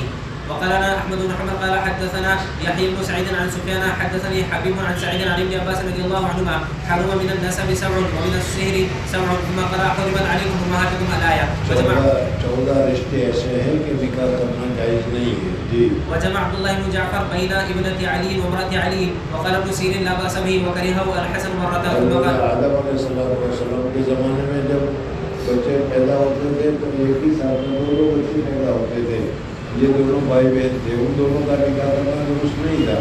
ہاں اگر دوسرے بھائی کے ساتھ نکاح کیا جائے تو درست تھا، اس زمانے کا ہی حالت تھا۔ موجودہ زمانے میں ایک تو ہے رشتہ داری جو قریب کی رشتہ داری ہے، قریب کی رشتہ داری کو حرام قرار دیا اور جو دور کی رشتہ داری ہے اس کو درست اور جائز قرار دیا. حدود میں آج بھی رشتہ داری قریب کی ہو یا دور کی ہو، ذرا سے بھی رشتہ داری ہو تو وہ نکاح نہیں کرتے. اسلام نے درمیانی راستہ اختیار کیا کہ جو رشتہ داری دور کی ہے اس کا اعتبار نہیں کیا، نکاح کرنے کو درست قرار دیا. اور جو رشتہ داری قریب کی ہے تو اس قریب کی جیسے مثلاً بہن ہے تو اس صورت میں اس کے ساتھ نکاح کرنے کو ناجائز قرار دیا. جی. ثم قال لا بأس به. وجمع الحسن بن الحسن ابن علي بين ابنتي عم في ليلة وكرهه جابر بن زيد للقطيعة وليس فيه تحريم لقوله تعالى وأحل لكم ما وراء ذلكم. قال ابن عباس رضي الله عنهما إذا زنى بأخت امرأته لم تحرم عليه امرأته. ويروى عن يحيى الكندي عن الشعبي وابن جعفر في من يلعب بالصبي إن أدخله فيه فلا يتزوجن أمه. ويحيى هذا غير معروف لم يتابع عليه. وقال كلمة عن ابن عباس رضي الله عنهما إذا زنى بها لا تحرم عليه امرأته. ويذكر عن أبي نصر عن ابن عباس رضي الله عنهما حرمه أبو نصر. هذا لم يرى بسماعه عن ابن عباس وروي عن ابن بن رضي الله عنهما وجابر بن زيد والحسن وبعض أهل العراق تحرم عليه. وقال أبو هريرة رضي الله عنه لا تحرم عليه حتى يلتزق بالأرض يعني يجامعه. وجوزه ابن المسيب وعروة والزهري. وقال الزهري قال علي رضي الله عنه لا تحرم. هذا مرسل. باب قوله وربائبكم اللاتي في حجوركم من نسائكم اللاتي دخلتم بهن. وقال ابن عباس رضي الله عنه جس عورت کے ساتھ تم نے نکاح کیا ہے وہ اگر اپنے ساتھ کوئی بچی اگلے گھر کی لا رہی ہے تو اس بچی کے ساتھ نکاح کرنا تمہارے لیے جائز نہیں ہے. جی. وقال ابن عباس رضي الله عنهما الدخول والمسيس واللماس هو الجماع. ومن قال بنات بلدها هن بناته في تحريم لقول النبي صلى الله عليه وسلم لأم حبيبة لا تعرضن علي بناتكن ولا أخواتكن. وكذلك حلائل ولد الأبناء هن حلائل الأبناء. وهل تسمى الربيبة وإن لم تكن في حجره. ودفع النبي صلى الله عليه وسلم ربيبة له إلى من يكفلها وسمى النبي صلى الله عليه وسلم ابنة ابنه ابنا. حدثنا الحميدي قال حدثنا سفيان قال حدثنا هشام عن أبيه عن زينب عن أم حبيبة رضي الله عنها قالت قلت يا رسول الله هل لك في بنت أبي سفيان؟ قال فأفعل ماذا؟ قلت تنكح. قال أتحبين؟ قلت لست لك بمخلية وأحب من شركني فيك أختي. قال إنها لا تحبني. قلت بلغني أنك تخطب مرة بنت أبي سلمة. قال ابنة أم سلمة. قلت نعم. قال لو لم تكن ربيبتي ما حلت لي أرضعتني وأباها ثويبة فلا تعرزن علي بناتكن ولا أخواتكن. وقال الليث حدثنا هشام درة بنت أم سلمة. باب قوله وأن تجمعوا بين الأختين إلا ما قد سلف. یعنی دو بہنوں کو بھی ایک ساتھ نکاح میں جمع کرنا جائز نہیں ہے الا ما سلف، جو پہلے گزر چکا ہو چکا. جی. حدثنا عبد الله بن يوسف قال حدثنا الليث عن عقيل عن ابن شهاب ان عروة بن الزبير اخبره ان زينب بنت ابي سلمة اخبرته ان ام حبيبة رضي الله عنها قالت قلت يا رسول الله انكح اختي بنت ابي سفيان. قال وتحبين؟ قالت نعم. لست لك بمخلية واحب من شاركني في خير اختي. فقال النبي صلى الله عليه وسلم ان ذلك لا يحل لي. قلت يا رسول الله فوالله انا لنتحدث انك تريد ان تنكح درة بنت ابي سلمة. قال بنت ام سلمة. فقلت نعم. قال فوالله لو لم تكن في حجر محلت لي. اگر وہ میرے گود میں ہے اس لیے تو حرام نہیں ہے، لیکن اگر نہ ہوتی تو بھی حرام ہوتی اس وجہ سے کہ میرے رضائی بھائی کی بیٹی ہوتی تھی. انها لابنة اخي من الرضاعة ارضعتني وابا سلمة ثويبة فلا تعرزن علي بناتكن ولا اخواتكن. باب لا تنكح المرأة على عمتها. حدثنا عبدان قال اخبرنا عبد الله قال اخبرنا عاصم عن الشعبي سمع جابر رضي الله عنه قال نهى رسول الله صلى الله عليه وسلم ان تنكح المرأة على عمتها وخالتها. وقال داود وابن عون عن الشعبي عن ابي هريرة رضي الله عنه. حدثنا عبد الله بن يوسف قال اخبرنا مالك عن ابي الزناد عن العرج عن ابي هريرة رضي الله عنه ان رسول الله صلى الله عليه وسلم قال لا يجمع بين المرأة وعمتها ولا بين المرأة وخالتها. حدثنا عبدان قال اخبرنا عبد الله قال اخبرنا يونس عن الزهري قال حدثني قبيصة بن ذؤيب انه سمع ابا هريرة رضي الله عنه يقول نهى النبي صلى الله عليه وسلم ان تنكح المرأة على عمتها والمرأة وخالتها ونرى خالة ابيها بتلك المنزلة. لأن عروة حدثني عن عائشة رضي الله عنها قالت تحرم من الرضاعة ما يحرم من النسب. باب الشغار. شغار کا معنی یہ ہے کہ اگر تم کسی کے ساتھ شادی کرتے ہو اور وہ شرط لگایا کہ تمہاری بیٹی کے ساتھ میں شادی کروں اور میری بیٹی کے ساتھ تم شادی کرو، یہی مہر ہوگا، اس کو شغار سے تعبیر کیا جاتا ہے. حدثنا عبد الله بن يوسف قال اخبرنا مالك عن نافع عن ابن عمر رضي الله عنهما ان رسول الله صلى الله عليه وسلم نهى عن الشغار. والشغار ان يزوج الرجل ابنته على ان يزوجه الاخر ابنته ليس بينهما صداق. باب هل للمرأة ان تهب نفسها لاحد. حدثنا محمد بن سلام قال حدثنا ابن فضيل قال حدثنا هشام عن ابيه قال كانت خولة بنت حكيم من اللاتي وهبن انفسهن للنبي صلى الله عليه وسلم فقالت عائشه اما تستحي المراه ان تهب نفسها للرجل فلما نزلت ترجي من تشاء منهن قلت يا رسول الله ما ارى ربك الا يسارع في هواك. رواه ابو سعيد المؤدب ومحمد بن بشر وعبده عن هشام عن ابيه عن عائشه رضي الله عنها يزيد بعضهم على بعض. باب نکاح المحرم. حالت احرام میں نکاح کرنا جائز ہے کہ نہیں ہے؟ ہمارے نزدیک حالت احرام میں نکاح کرنا جائز ہے. امام شافعی رحمۃ اللہ تعالیٰ علیہ کے نزدیک حالت احرام میں نکاح کرنا بھی جائز نہیں ہے. جی. حدثنا مالك بن اسماعيل قال حدثنا ابن عيينة قال حدثنا عمر قال اخبرنا جابر بن زيد قال انبانا ابن عباس رضي الله عنهما تزوج النبي صلى الله عليه وسلم وهو محرم. باب نهى رسول الله صلی اللہ علیہ وسلم عن نکاح المتعة اخیرا. نکاح المتعة میں تمتع حاصل کرنا، فائدہ حاصل کرنا، ٹیمپرری فائدہ حاصل کرنے کے لیے نکاح کرنا. ہمارے نزدیک نکاح جو ہوگا وہ پرماننٹلی ہوتا ہے، ٹیمپرری نہیں ہوتا. اس وجہ سے جب نکاح کر لیا گیا تو وہ نکاح اگر طلاق نہ دے تو وہ پرماننٹلی ہوتا ہے. سمجھ میں آ نہیں؟ اس وجہ سے عارضی طور پر چند دنوں کے لیے، چند گھنٹوں کے لیے، چند منٹوں کے لیے اگر نکاح کیا جائے تو یہ نکاح نہیں ہے بلکہ یہ زنا ہے. جس کو متاع تمتع سے قابل کیا جاتا ہے، جس کو حضور اکرم صلی اللہ علیہ وسلم نے منع فرمایا ہے. جی. حدثنا مالك بن اسماعيل قال حدثنا ابن عيينة انه سمع الزهري يقول اخبرني الحسن بن محمد بن علي واخوه عبد الله عن ابيهما ان علي رضي الله عنه قال لابن عباس رضي الله عنه ان النبي صلى الله عليه وسلم نهى عن المتعة وعن لحوم الحمر الاهلية زمن خيبر. حدثنا محمد بن بشر قال حدثنا غندر قال حدثنا شعبة عن ابي جمرة عن سمعت ابن عباس سئل عن متعة النساء فرخص فقال له مولى له انما ذلك في الحال الشديد وفي النساء قلة او نحوه فقال ابن عباس نعم. حدثنا علي قال حدثنا سفيان قال عمرو عن الحسن بن محمد عن جابر بن عبد الله وسلمة بن الاكوع رضي الله عنهم قال كنا في جيش فاتانا رسول الله صلى الله عليه وسلم رسول الله صلى الله عليه وسلم انه قد اذن لكم ان تستمتعوا فاستمتعوا. وقال ابن ابي ذئب حدثني اياس بن سلمة بن الاكوع عن ابي رضي الله عنه عن رسول الله صلى الله عليه وسلم ايما رجل وامرأة توافقا فعشرة ما بينهما 3 ليال فان احب ان يتزايدا او يتتاركا فما ادري اشيء كان لنا خاصة ام للناس عامة. قال ابو عبد الله وبينه علي عن النبي صلى الله عليه وسلم انه منسوخ. باب عرض المرأة نفسها على الرجل الصالح. اگر کسی رجل صالح کے پاس کوئی عورت آتی ہے اور آ کر کہتی ہے کہ میں نے اپنے آپ کو تمہیں بخش دیا، تو اس نے کہہ دیا میں نے قبول کر لیا اور اس وقت دو آدمی نے سن لیا تو یہ نکاح ہو جائے گا. جی. حدثنا علي بن عبد الله قال حدثنا مرحوم قال سمعت ثابت البناني قال كنت عند انس وعنده ابنة له قال انس رضي الله عنه جاءت امرأة الى رسول الله صلى الله عليه وسلم تعرض عليه نفسها قالت يا رسول الله الك بي حاجة؟ فقالت بنت انس ما قل حياءها وسوءتها قال هي خير منك رغبت في النبي صلى الله عليه وسلم فعرض عليه نفسها.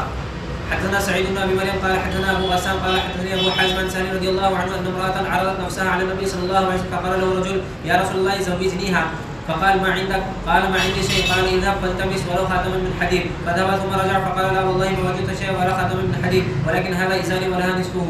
قال سهل وما له رداء؟ فقال النبي صلى الله عليه وسلم وما تصنع بازاري؟ ان لبسته لم يكن عليه منه شيء وان لبسته لم يكن عليك منه شيء. فجلس الرجل حتى إذا طال مجلسه قام فرآه النبي صلى الله عليه وسلم فدعاه أو دعي له فقال له ماذا معك من القرآن؟ فقال معي سورة كذا وسورة كذا لسور يعددها. فقال النبي صلى الله عليه وسلم أملكناكها بما معك من القرآن. باب عرض الإنسان ابنته أو أخته على أهل الخير. حدثنا عبد العزيز بن عبد الله قال حدثنا ابراهيم بن سعد عن صالح بن كيسان عن ابن شهاب قال اخبرني سالم بن عبد الله انه سمع عبد الله بن عمر رضي الله عنهما يحدث ان عمر بن الخطاب رضي الله عنه حين تأيمت حفصة بنت عمر حفصہ رضی اللہ عنہ کے شوہر کا جب انتقال ہو گیا تو حضرت عمر فاروق رضی اللہ عنہ نے اپنی بیٹی کے نکاح کرنے کی تجویز کی اور خود لوگوں سے پوچھا. تو آدمی اگر خود اپنی بیٹی کے نکاح کے لیے کسی سے پوچھتا ہے اچھے آدمی کو، نیک آدمی کو، یہ جائز اور درست ہے، یہ بے شرمی یا بے حیائی کی بات نہیں کہی جائے گی. حين تأيمت حفصة بنت عمر من خنيس بن حذافة السامي وكان من أصحاب رسول الله صلى الله عليه وسلم فتوفي بالمدينة. فقال عمر بن الخطاب رضي الله عنه أتيت عثمان بن عفان فعرضت عليه حفصة فقال حضرت عمر فاروق رضی اللہ عنہ فرماتے ہیں کہ سب سے پہلے میں حضرت عثمان غنی رضی اللہ عنہ کے پاس گیا، چونکہ اچھے آدمی تھے اس لیے میں نے کہا کہ بھائی میری بیٹی کا میں تمہارے ساتھ نکاح کرنا چاہتا ہوں، تمہیں پسند ہے؟ تو حضرت عثمان غنی رضی اللہ تعالیٰ عنہ نے کہا تو میں سوچ کے 2-4 دن میں جواب دوں گا، سمجھنا ہے۔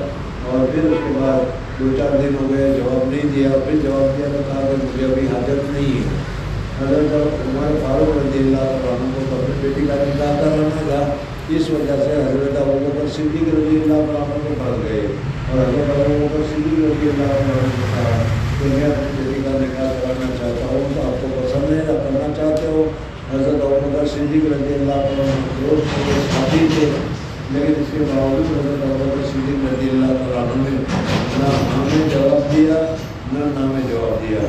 حضرت عمر فاروق رضی اللہ تعالیٰ عنہ شکر ہے اتنے میں حضور اکرم صلی اللہ علیہ وسلم نے خود پیغام دیا حضرت حفصہ کا، چنانچہ حضرت عمر فاروق رضی اللہ تعالیٰ عنہ نے حضرت حفصہ کا نکاح حضور اکرم صلی اللہ علیہ وسلم کے ساتھ کر دیا۔ جب حضور صلی اللہ علیہ وسلم کے ساتھ نکاح ہو گیا، اس وقت حضرت عمر فرماتے ہیں کہ مجھے بہت برا لگا جب اس وقت کو میں نے کہا آفر کی اور انہوں نے مجھے 2-3 دن تک جواب نہیں دیا، لیکن اس سے زیادہ مجھے برا وہ حضرت ابوبکر صدیق کا معاملہ لگا کہ نہ ہاں کہا نہ کہا۔ حالانکہ میرے دوست تھے کہ حضرت ابوبکر صدیق رضی اللہ عنہ نے فرمایا کہ حضور اکرم صلی اللہ علیہ وسلم نے میرے سامنے تذکرہ کیا تھا کہ بات چل رہی ہے، حضور صلی اللہ علیہ وسلم خود حفصہ کے ساتھ نکاح کرنے کا ارادہ فرما رہے ہیں، اس وجہ سے میں ہاں کہتا تو بھی نہ کہتا تو بھی حضور صلی اللہ علیہ وسلم کا یہ بھید ظاہر ہو جاتا، اس وجہ سے نہ میں نے ہاں کہا نہ میں نے نہ کہا۔ فقال سأنظر في أمري فلبثت ليالي ثم لقيني فقال قد بدا لي ألا أتزوج يومي هذا. فقال عمر فلقيت أبا بكر الصديق رضي الله عنه فقلت إن شئت زوجتك حفصة بنت عمر، فصمت أبو بكر فلم يرجع إلي شيئا فكنت أوجد عليه مني على عثمان فلبثت ليالي۔ حضرت عثمان نے کوئی جواب نہیں دیا یا حضرت عثمان نے منع کیا، اس منع کرنے سے مجھے اتنا رنج تکلیف نہیں ہوئی جتنی حضرت ابوبکر صدیق رضی اللہ عنہ کے کچھ نہ کہنے سے تکلیف ہوئی کہ میرا دوست ہو کر بھی مجھے نہ ہمیں جواب دے رہا ہے نہ میں جواب دے رہا ہے۔ فلبثت ليالي ثم خطبها رسول الله صلى الله عليه وسلم فأنكحتها إياه فلقيني أبو بكر فقال لعلك وجدت علي حين عرضت علي حفصة فلم أرجع إليك شيئا قال عمر قلت نعم قال أبو بكر حضرت ابو بکر نے خود ہی کہا گیا اے عمر جب تمہیں اپنی بیٹی کو مجھے آفر کی تھی اور میں نے اس کا جواب نہیں دیا تو تمہیں بہت برا لگا ہوگا، تو حضرت تمہارے فاروق رضی اللہ عنہ فرمایا کہ ارے کیا بہت برا لگا تو میرا دوست ہو کر مجھے ایسا جواب نہیں دیا، نہ یہ کیا نہ جواب دیا، نہ بھی نہیں کہا ہاں بھی نہیں کہا، مجھے لٹکائے رکھا۔ تو فرمایا کہ بات ہوئی تھی حضور صلی اللہ علیہ وسلم کی اس وجہ سے۔ جی قال أبو بكر رضي الله عنه فإنه لم يمنعني أن أرجع إليك فيما عرضت علي إلا أني كنت قد علمت أن رسول الله صلى الله عليه وسلم قد ذكرها فلم أكن لأفشي سر رسول الله صلى الله عليه وسلم ولو ترك رسول الله صلى الله عليه وسلم قبلتها۔ حدثنا قتيبة قال حدثنا ليث عن يزيد بن أبي حبيب عن عراك بن مالك أن زينب ابنة أبي سلمة أخبرته أن أم حبيبة رضي الله عنها قالت لرسول الله صلى الله عليه وسلم إنا قد تحدثنا أنك ناكح درة بنت أبي سلمة، فقال رسول الله صلى الله عليه وسلم على أم سلمة لو لم أنكح أم سلمة ما حلت لي إن أباها أخي من الرضاعة۔ باب قول الله عز وجل ولا جناح عليكم فيما عرضتم به من خطبة النساء أو أكننتم في أنفسكم علم الله الآية إلى قوله غفور حليم أكننتم أضمرتم وكل شيء ضده فهو مقدور۔ وقال لي طلق حدثنا سعيدة عن منصور عن مجاهد عن ابن عباس رضي الله عنهما فيما عرضتم يقول إني أريد التزويج ولو وددت أنه ييسر لي امرأة صالحة۔ یعنی مجھے پسند ہے کہ کوئی اچھی نیک لڑکی مل جائے، یہ کہنا بھی یہ کیا ہے اسی میں داخل ہے۔ وقال القاسم يقول إنك علي كريمة وإني فيك لراغب وإن الله لسيق إليك خيرا ونحو هذا۔ وقال عطاء يعرض ولا يبوح يقول إن لي حاجة وأبشري وأنت بحمد الله نافقة وتقول هي قد أسمع ما تقول ولا تعد شيئا ولا يعد وليها بغير علمها وإن وعدت رجلا في عدتها ثم نكحها بعد لم يفرق بينهما۔ وقال الحسن لا تواعدوهن سرا الزنا۔ ويذكر عن ابن عباس رضي الله عنهما الكتاب أجله تنقضي العدة۔ باب النظر إلى المرأة قبل التزويج۔ قبل التزویج اگر ایک نظر دیکھ لیا جائے تو اچھا ہے، لیکن یہ ایسے ہی دیکھنا ہے۔ موجودہ زمانے میں مستقل مجلس لگتی ہے اور لڑکی کو بلایا جاتا ہے اور یہ کرتا ہے، یہ درست نہیں ہے، یہ بے پردے بھی ہے، جائز نہیں ہے۔ یہ تو یہی کہ راستے میں کہیں مل گئی اور تم نے اس کو دیکھ لیا، حالانکہ دیکھنا جائز نہیں تھا، لیکن چونکہ تم شادی کرنے والے ہو، شادی کرنا چاہتے ہو، اس وجہ سے اگر تم اس کو ایک نظر دیکھ لو تو یہ دیکھنا جائز اور درست کرے گا. جی. حدثنا مسدد قال حدثنا حماد بن زيد عن هشام عن ابيه عن عائشه رضي الله عنها قال لي رسول الله صلى الله عليه وسلم رايتك في المنام يجيء بك الملك في سرقه من حرير فقال لي هذه امراتك فكشفت عن وجهك الثوب فاذا هي انت فقلت ان يكن هذا من عند الله يؤمن. حدثنا قتيبة قال حدثنا يعقوب عن ابي حازم عن سهل بن سعد رضي الله عنهما ان امراه جاءت لرسول الله صلى الله عليه وسلم فقالت يا رسول الله جئت لاهب لك نفسي فنظر اليها رسول الله صلى الله عليه وسلم فصعد النظر اليها وصوره ثم طأطأ راسه فلما رأت المرأة انه لم يقض فيها شيئا جلست فقام رجل من اصحابه فقال اي رسول الله صلى الله عليه وسلم ان لم يكن لك بها حاجة فزوجنيها. فقال هل عندك من شيء؟ قال لا والله يا رسول الله ما وجدت شيئا. قال اذهب الى اهلك فانظر هل تجد شيئا. فذهب ثم رجع فقال لا والله يا رسول الله ما وجدت شيئا. قال انظر ولو خاتم من حديد. فذهب ثم رجع فقال لا والله يا رسول الله ولا خاتم من حديد ولكن هذا ازاري. قال سهل ما له رداء فلها نصفه. فقال رسول الله صلى الله عليه وسلم ما تصنع بإزارك إن لبسته لم يكن عليها منه شيء وإن لبسته لم يكن عليك شيء. فجلس الرجل حتى طال مجلسه ثم قام فرآه رسول الله صلى الله عليه وسلم وليا فأمر به فدعي فلما جاء قال ماذا معك من القرآن؟ قال معي سورة كذا وسورة كذا وسورة كذا عددها. قال أتقرأهن عن ظهر قلبك؟ قال نعم. قال اذهب فقد ملكتكها بما معك من القرآن. باب من قال لا نكاح إلا بولي. اس مسئلے میں اختلاف ہے. ہمارا امام شافعی رحمۃ اللہ تعالیٰ علیہ کا کہ اگر عورت لڑکی نکاح کرنا چاہتی ہے تو اس صورت میں اس کی ولی کی اجازت ضروری ہے یا ولی کی اجازت ضروری نہیں ہے. ہمارے نزدیک اگر لڑکی نابالغہ ہے تو چونکہ نابالغہ کو ابھی پوری طریقے سے سمجھ نہیں ہوتی اس وجہ سے اس کی ولی کی اجازت ضروری ہے تاکہ ولی اس کے لیے جو خیر ہو جو اچھا ہو اس کو مطالعہ کر سکے. امام شافعی رحمۃ اللہ تعالیٰ علیہ کے نزدیک اس مسئلے میں اختلاف ہے. امام شافعی رحمۃ اللہ علیہ کا اعتبار ہونا سیبہ اور باقیرہ کا. اگر لڑکی باقیرہ ہے تو پھر صورت میں اجازت کی ضرورت ہے ورنہ کی اجازت کی ضرورت نہیں ہے. جی. لقول الله تعالى وإذا طلقتم النساء فبلغن أجلهن فلا تعضلوهن فدخل فيه الثيب وكذلك البكر. وقال ولا تنكحوا المشركين حتى يؤمنوا. وقال وأنكحوا الأيام منكم. قال يحيى بن سليمان حدثنا ابن وهب عن يونس وحدثنا احمد بن سالم قال حدثنا عنبسة قال حدثنا يونس عن ابن شهاب قال اخبرني عروة بن الزبير ان عائشة رضي الله عنها زوج النبي صلى الله عليه وسلم اخبرته ان النكاح في الجاهلية كان على 4 انحاء فنكاح منها نكاح الناس اليوم. اس حدیث میں حضرت عائشہ صدیقہ رضی اللہ تعالیٰ عنہ نے زمانے جاہلیت میں جو نکاح ہوا کرتے تھے اس کی تفصیل بتائی ہے.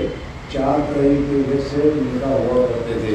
حضور اکرم صلی اللہ علیہ وسلم نے اس میں جو نکاح حرام تھا، ناجائز تھا، زنا تھا اس کو تو منسوخ کر دیا، اس کو تو کینسل کر دیا اور جو جائز نکاح تھا اس کو باقی رکھا.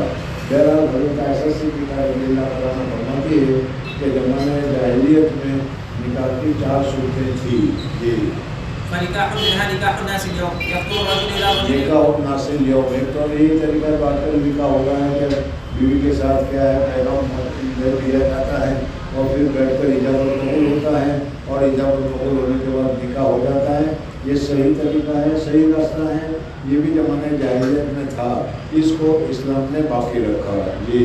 يخطب الرجل الى رجل وليته او ابنته فيصدقها ثم اب ينكحها. اس میں یہ ہے کہ یا تو لڑکی یا اس کا ولی اس کے ساتھ طے ہوتا ہے اور وہ طے ہونے کے بعد اس کے ساتھ نکاح ہوتا ہے. ونكاح الآخر كان الرجل يقول لامرأته إذا طهرت من طمثها أرسلي إلى دوسری صورت یہ تھی کہ اگر کسی عورت کے ساتھ نکاح ہو گیا ہے، نکاح والی عورت ہے وہ، لیکن لڑکا تو کیا ہے ابھی اولاد ہوئی ہے لیکن وہ دونوں میاں بیوی یہ چاہتے ہیں کہ اس کو کسی بہت اچھے خوبصورت، بہت اچھے عقل مند، بہت اچھے شکل و صورت والے آدمی کا بیج مل جائے تاکہ ہمارا جو بچہ ہو وہ عقل کے اعتبار سے بھی، خوبصورتی کے اعتبار سے بھی، صحت و قوت کے اعتبار سے بھی وہ اچھا ہو. اس وجہ سے وہ بیوی کو کہتا تھا کہ اگر تم یہ چاہتی ہو کہ کسی کے ساتھ تم زیادہ زنا کرا لو تو کرا لو، اس سے بیج حاصل کر لو. اب ایسے آدمی کے ساتھ وہ بیج حاصل کرے گی جو عقل میں بہت بڑا ہے، مالدار میں بہت بڑا ہے، شکل و صورت میں بہت بڑا ہے. اب اس سے وہ بیج لے کر آئے گی تو یہ سمجھا جائے گا کہ اس کا لڑکا ایسا ہی ہوگا. ایک طریقہ یہ تھا. اور پھر اس وقت وہ نکاح نہیں کرتی تھی وہ زنا کرا کے اس بیچ کو لے آتی تھی اور پھر اپنے گھر میں بچہ ہوتا تھا، سمجھ میں آئے؟ اور اس صورت میں یہ بچہ ہوتا تھا. یہ دوسری شکل تھی، یہ ناجائز تھی. موجودہ زمانے میں ایک ابھی جو مسئلہ چل رہا ہے اس میں سیروگیٹ بچے کا مسئلہ ہوتا ہے، سمجھ میں؟ اس میں یہی ہوتا ہے کہ تمہیں اگر ضرورت ہے تو تم کسی دوسرے کا بیج لے کر اپنی بیوی کے رامدانی میں ڈال دو اور اس صورت میں بچہ کرو. یہ وہی زمانے جاہلیت کا نکال کے دوسری صورت ہے جو موجودہ زمانے میں شکل و صورت بدل تمہارے سامنے آ رہی ہے. حضور اکرم صلی اللہ علیہ وسلم اس کو ناجائز قرار دیا ہے اور حضور اکرم صلی اللہ علیہ وسلم اس کو منسوخ قرار دیا ہے. اس وجہ سے اس طریقے سے کرنا جائز نہیں ہے.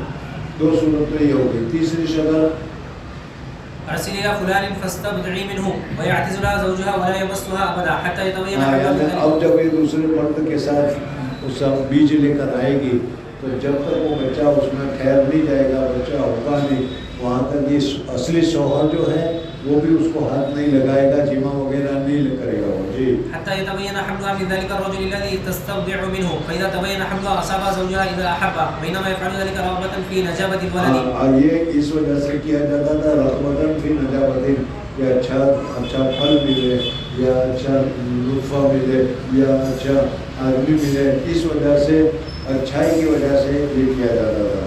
فكان هذا النكاح نكاح الاستبراع ونكاح آخر يجتمع الرهط ما دون العشرة. یہ ایک اور تھی کہ 10 آدمی سے کم آدمی، 10 آدمی سے کم آدمی ایک عورت کے ساتھ زنا کرتے تھے اور 10 زنا کرتے تھے. 10 زنا کرنے کے 10 زنا روزانہ کیا کرتے تھے یا جب بھی کرتے تھے وہ 10 ہی کی. یہ ایک عورت پہلے 10 کی تھی، اب 10 آدمی اس کو استعمال کرتے تھے. اب اس میں کسی نہ کسی کا تو علوق ہو ہی جائے گا اور اس صورت میں بچہ ہوگا. اب بچہ ہونے کے بعد یہ عورت جس کے ساتھ 10 آدمی لگے ہوئے تھے، یہ عورت کہتی کہ یہ لڑکا تیرا ہے، یہ کہتی یہ لڑکا تیرا ہے. عورت جس کو لڑکے کو ثابت کر دے یا جس کے متعلق کہہ دے وہ اس کا لڑکا سمجھا جائے گا اور ساری کفالت کی ذمہ داری اب صرف 10 میں سے اس ایک کے اوپر ہوگی. اور اس کے یہ تیسرا طریقہ تھا یجم اور رخ تو يجتمع الرهط ما دون العشرة جو 10 سے کم ہوتے تھے 9 آدمی. فيدخلون على المرأة كلهم يصيبها فإذا حملت ووضعت ومر عليها ليال بعد أن تضع حملها. بچہ پیدا ہو جاتا تھا، چند دن گزر جاتے تھے، چند دن گزر جانے کے بعد وہ جو عورت ہوتی تھی اس عورت کو اختیار ہوتا تھا کہ وہ لوگوں میں اعلان کرتی یہ فلانے کا بچہ ہے، چاہے اس کا ہو یا نہ ہو.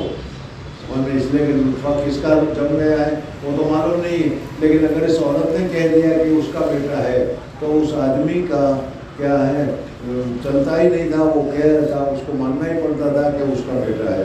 ارسلت الیہم فلم یستطع رجل منهم ان یمتنع فلم یستطع رجل منهم، کسی آدمی کو پھر اس سے انکار کرنے کا کوئی موقع نہیں ہوتا تھا. حتى يجتمعوا عندها تقول لهم قد عرفتم الذي كان من امركم وقد ولدتم وهو ابن يفعل. جانتے ہو تمہارے معاملے کو کیا معاملہ ہے، تم نے بھی جمع کیا ہے، تم نے بھی جمع کیا ہے، تم نے بھی جمع کیا ہے، تم نے بھی جمع کیا ہے، یہ تم جانتے ہو.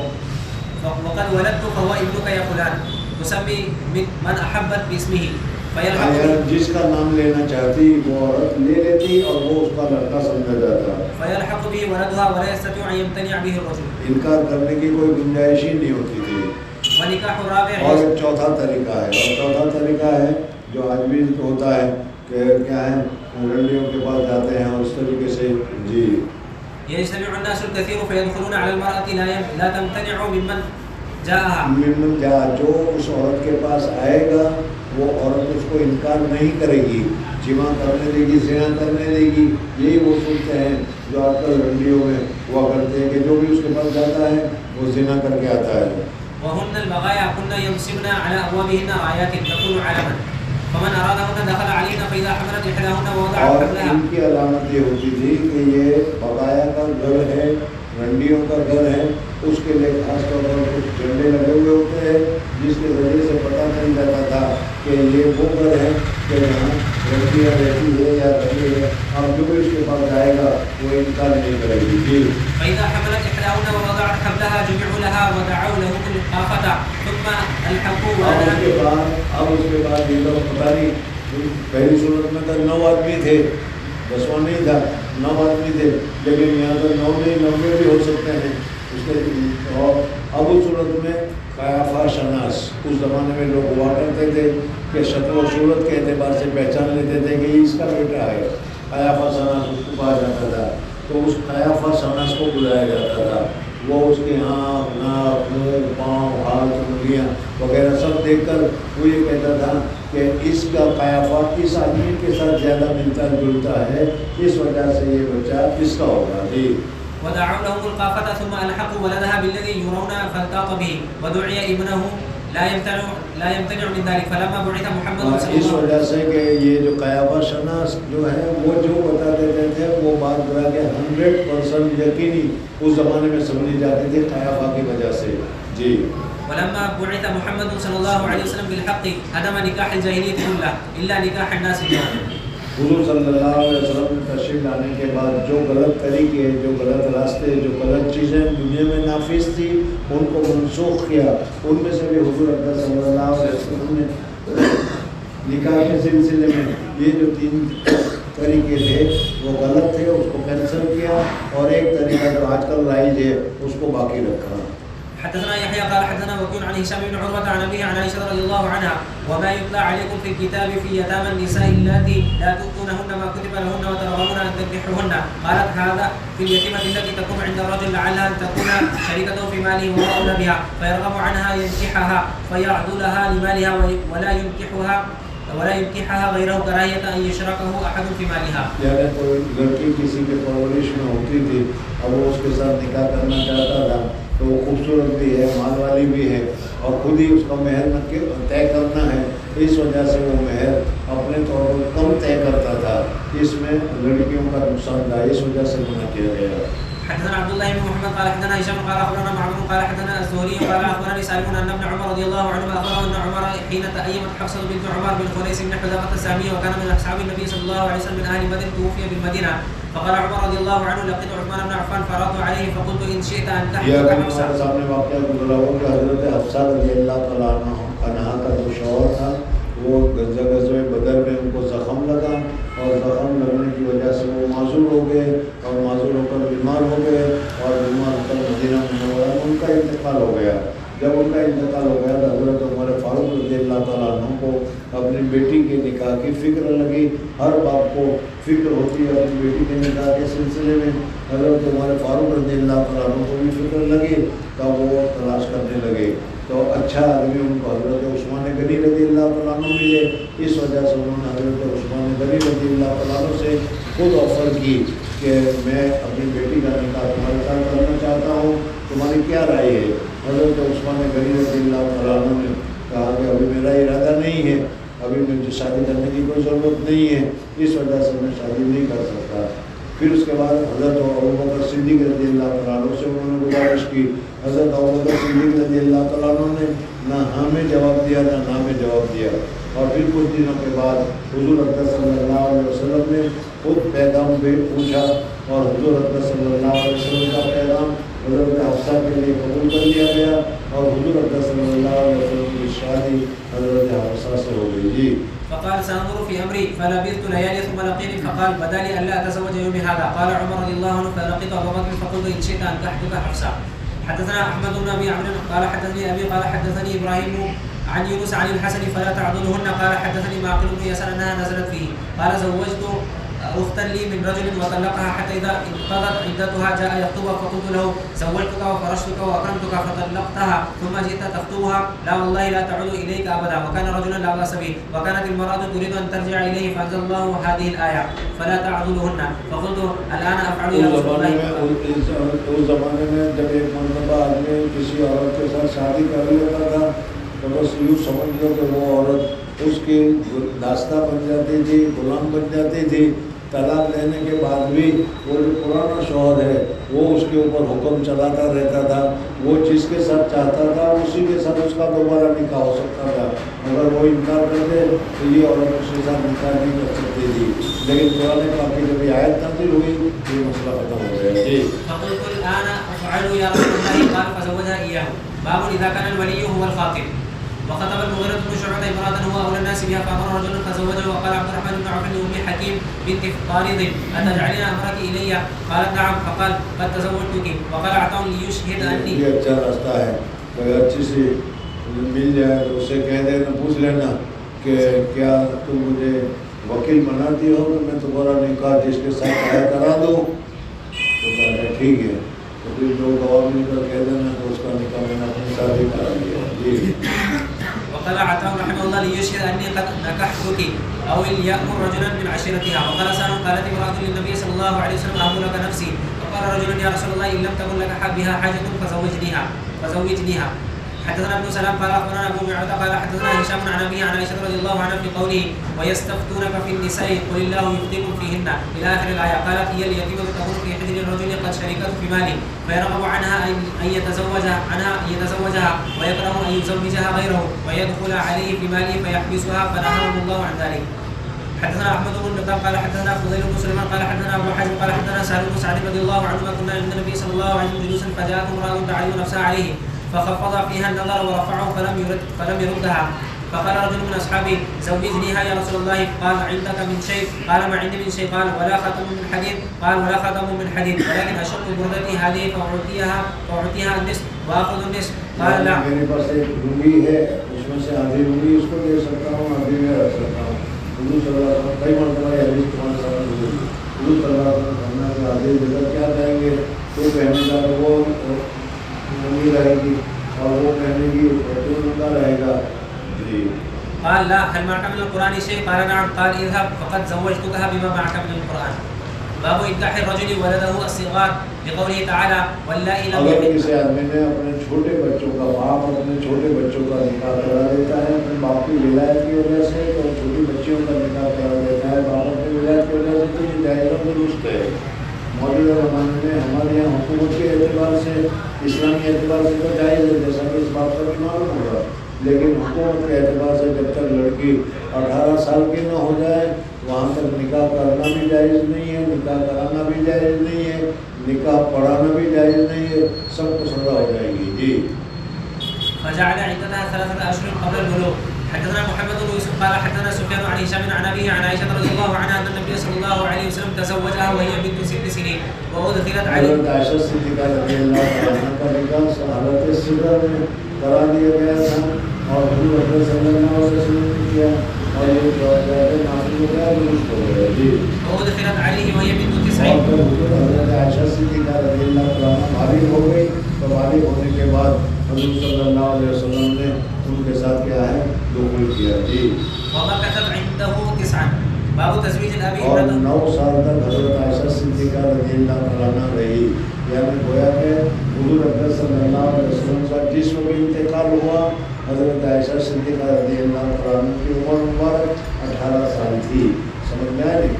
یعنی 9 سال میں جو رخصتی ہوئی 9 سال ساتھ میں رہی تو 18 سال ہو گئے. باب تزويج الأب ابنته من الإمام. وقال عمر رضي الله عنه خطب النبي صلى الله عليه وسلم إلي حفصة فأنكحته. حدثنا معل بن أسد قال حدثنا وهيب عن هشام بن عروة عن أبيه عن عائشة رضي الله عنها أن النبي صلى الله عليه وسلم تزوجها وهي بنت 6 سنين وبنى بها وهي بنت 9 سنين. قال هشام وأنبئت أنها كانت عنده 9 سنين. وأنبئت أنها كانت عنده 9 سنين. يعني حضور اکرم صلی اللہ علیہ وسلم کے بعد 9 سال تک رہی وہ. جی. باب السلطان ولی بقول النبي صلى الله عليه وسلم زوجنا. ولایت کی وجہ سے نکاح کرانا درست ہے. باپ ولی ہے، ولی ہو کر نکاح کرا سکتا ہے، تو اسی طریقے سے سلطان جو ہے وہ سب کا ولی ہے. اس وجہ سے اگر کوئی بادشاہ کسی کے ساتھ کس کا ولی کسی کا مطلب نکاح کرانا چاہے تو کرا سکتا ہے. جی. حدثنا عبد الله بن يوسف قال اخبرنا مالك عن ابي حازم عن سالم بن سعد رضي الله عنه قال جاءت امراه الى رسول الله صلى الله عليه وسلم فقالت اني وهبت من نفسي. یہ ابھی کئی مرتبہ آگے کہ ایک عورت آئی حضور صلی اللہ علیہ وسلم کے پاس اور آ کر اس نے اپنا نفس ہبہ کیا. یا رسول اللہ صلی اللہ علیہ وسلم میں اپنے نفس کو آپ کو ہبہ کرتی ہوں، آپ کو اگر پسند ہو تو آپ میرے ساتھ شادی کر لیجیے. حضور اکرم صلی اللہ علیہ وسلم اس کو قبول کر لیتے تو ہو جاتا، لیکن حضور صلی اللہ علیہ وسلم نے نظر اٹھا کر پھر جھکا دیا. ارادہ تھا کہ ارادہ نہیں ہے. کچھ دیر کے بعد ایک دوسرا آدمی کھڑا ہو گیا تھا کہ یا رسول اللہ صلی اللہ علیہ وسلم اس عورت کے ساتھ اگر آپ نکاح کرنا نہیں چاہتے تو میں نکاح کرنا چاہتا ہوں، میرا نکاح کرا دیجیے. تو حضور اکرم صلی اللہ علیہ وسلم ولی ہو کر اگر اس کا نکاح کرا دیتے تو ہو جاتا جیسے کہ آگے کیا. سمجھنا مطلب یہ مطلب آپ سے یہ ثابت ہوگا کہ حضور صلی اللہ علیہ وسلم سے اس نے کہا کہ آپ اس کا نکاح میرے ساتھ کرا دیجیے. جی. فقام طويلا فقال رجل زوجنيها ان لم تكن لك بها حاجه. قال هل عندك من شيء تصدقها؟ قال ما عندي الا ازاري. فقال ان مہر کی دو صورت ہے. مہر کی دو قسمیں کے مہر تعظیم کہا جاتا ہے جس کو آج کل کے اصطلاح میں منہ دکھائی کے نام سے یاد کیا جاتا ہے. سمجھنا ہے تو حضور صلی اللہ علیہ وسلم نے منہ دکھائی کے اوپر کہا کہ کم سے کم ایک میٹھی ایک کیا ہے انگوٹھی ہی دیتا ہے. جی. فقال ان اعطيتها اياه جلست لا ازار لك فالتمس شيئا. فقال ما اجد شيئا. فقال التمس ولو خاتما من حديد فلم يجد. فقال امعك من القران شيء؟ قال نعم سوره كذا وسوره كذا لسوره سماها. فقال زوجناكها بما معك من القران. باب لا ينكح الاب وغيره البكر والثيب الا برضاها.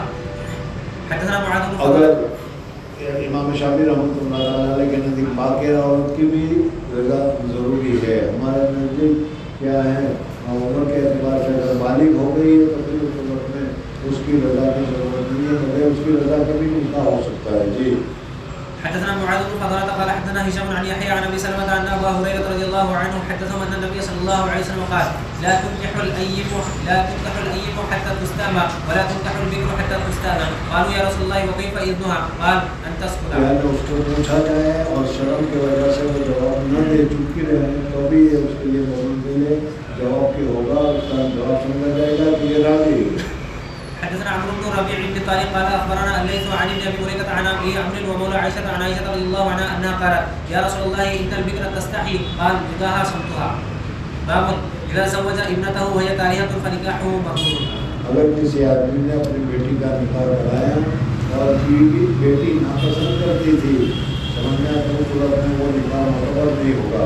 ہمارے نزدیک کیا ہے اگر وہ بالغہ ہے اور بالغہ ناپسند کرتی تھی وہ انکار کرتی ہے کہ میں اس کے ساتھ نکاح کرنا نہیں چاہتی میں نہیں نکاح کرتی اور باپ نے ولایت کی وجہ سے زبردستی نکاح کر دیا تو یہ نکاح معتبر نہیں ہوگا. حدثنا اسماعيل قال حدثني مالك عن عبد الرحمن بن القاسم عن ابيه عن عبد الرحمن ومجمع ابني يزيد بن جارية عن خلساء بنت خذام الانصارية رضي الله عنها ان اباها زوجها وهي ثيب فكره ذلك فاتت رسول الله صلى الله عليه وسلم فرد نكاحها. حدثنا اسحاق قال اخبرنا يزيد قال اخبرنا يحيى بن القاسم بن محمد حدثه ان عبد الرحمن بن يزيد ومجمع ابن يزيد حدثه ان رجلا يدعى خذاما انكح ابنة له نحوه. باب تزويج اليتيمة لقوله تعالى وإن خفتم ألا تقسطوا في اليتامى فانكحوا ما طاب لكم. إذا قال للولي زوجني فلانا فمكث ساعة أو قال ما معك فقال معي كذا وكذا أو لبث ثم قال زوجتكها فهو جائز فيه سال عن النبي صلى الله عليه وسلم. یعنی اس نے پہلے کہا تھا کہ میرا نکاح کرا دو اور پھر اس وقت میں ابھی وہ مجلس ختم نہیں ہوئی وہ جگہ ختم نہیں ہوئی اور اس نے پھر نکاح کرا دیا چاہے تھوڑی دیر کے بعد سے ہی تو اس وقت میں وہ نکاح مکمل ہو جائے گا.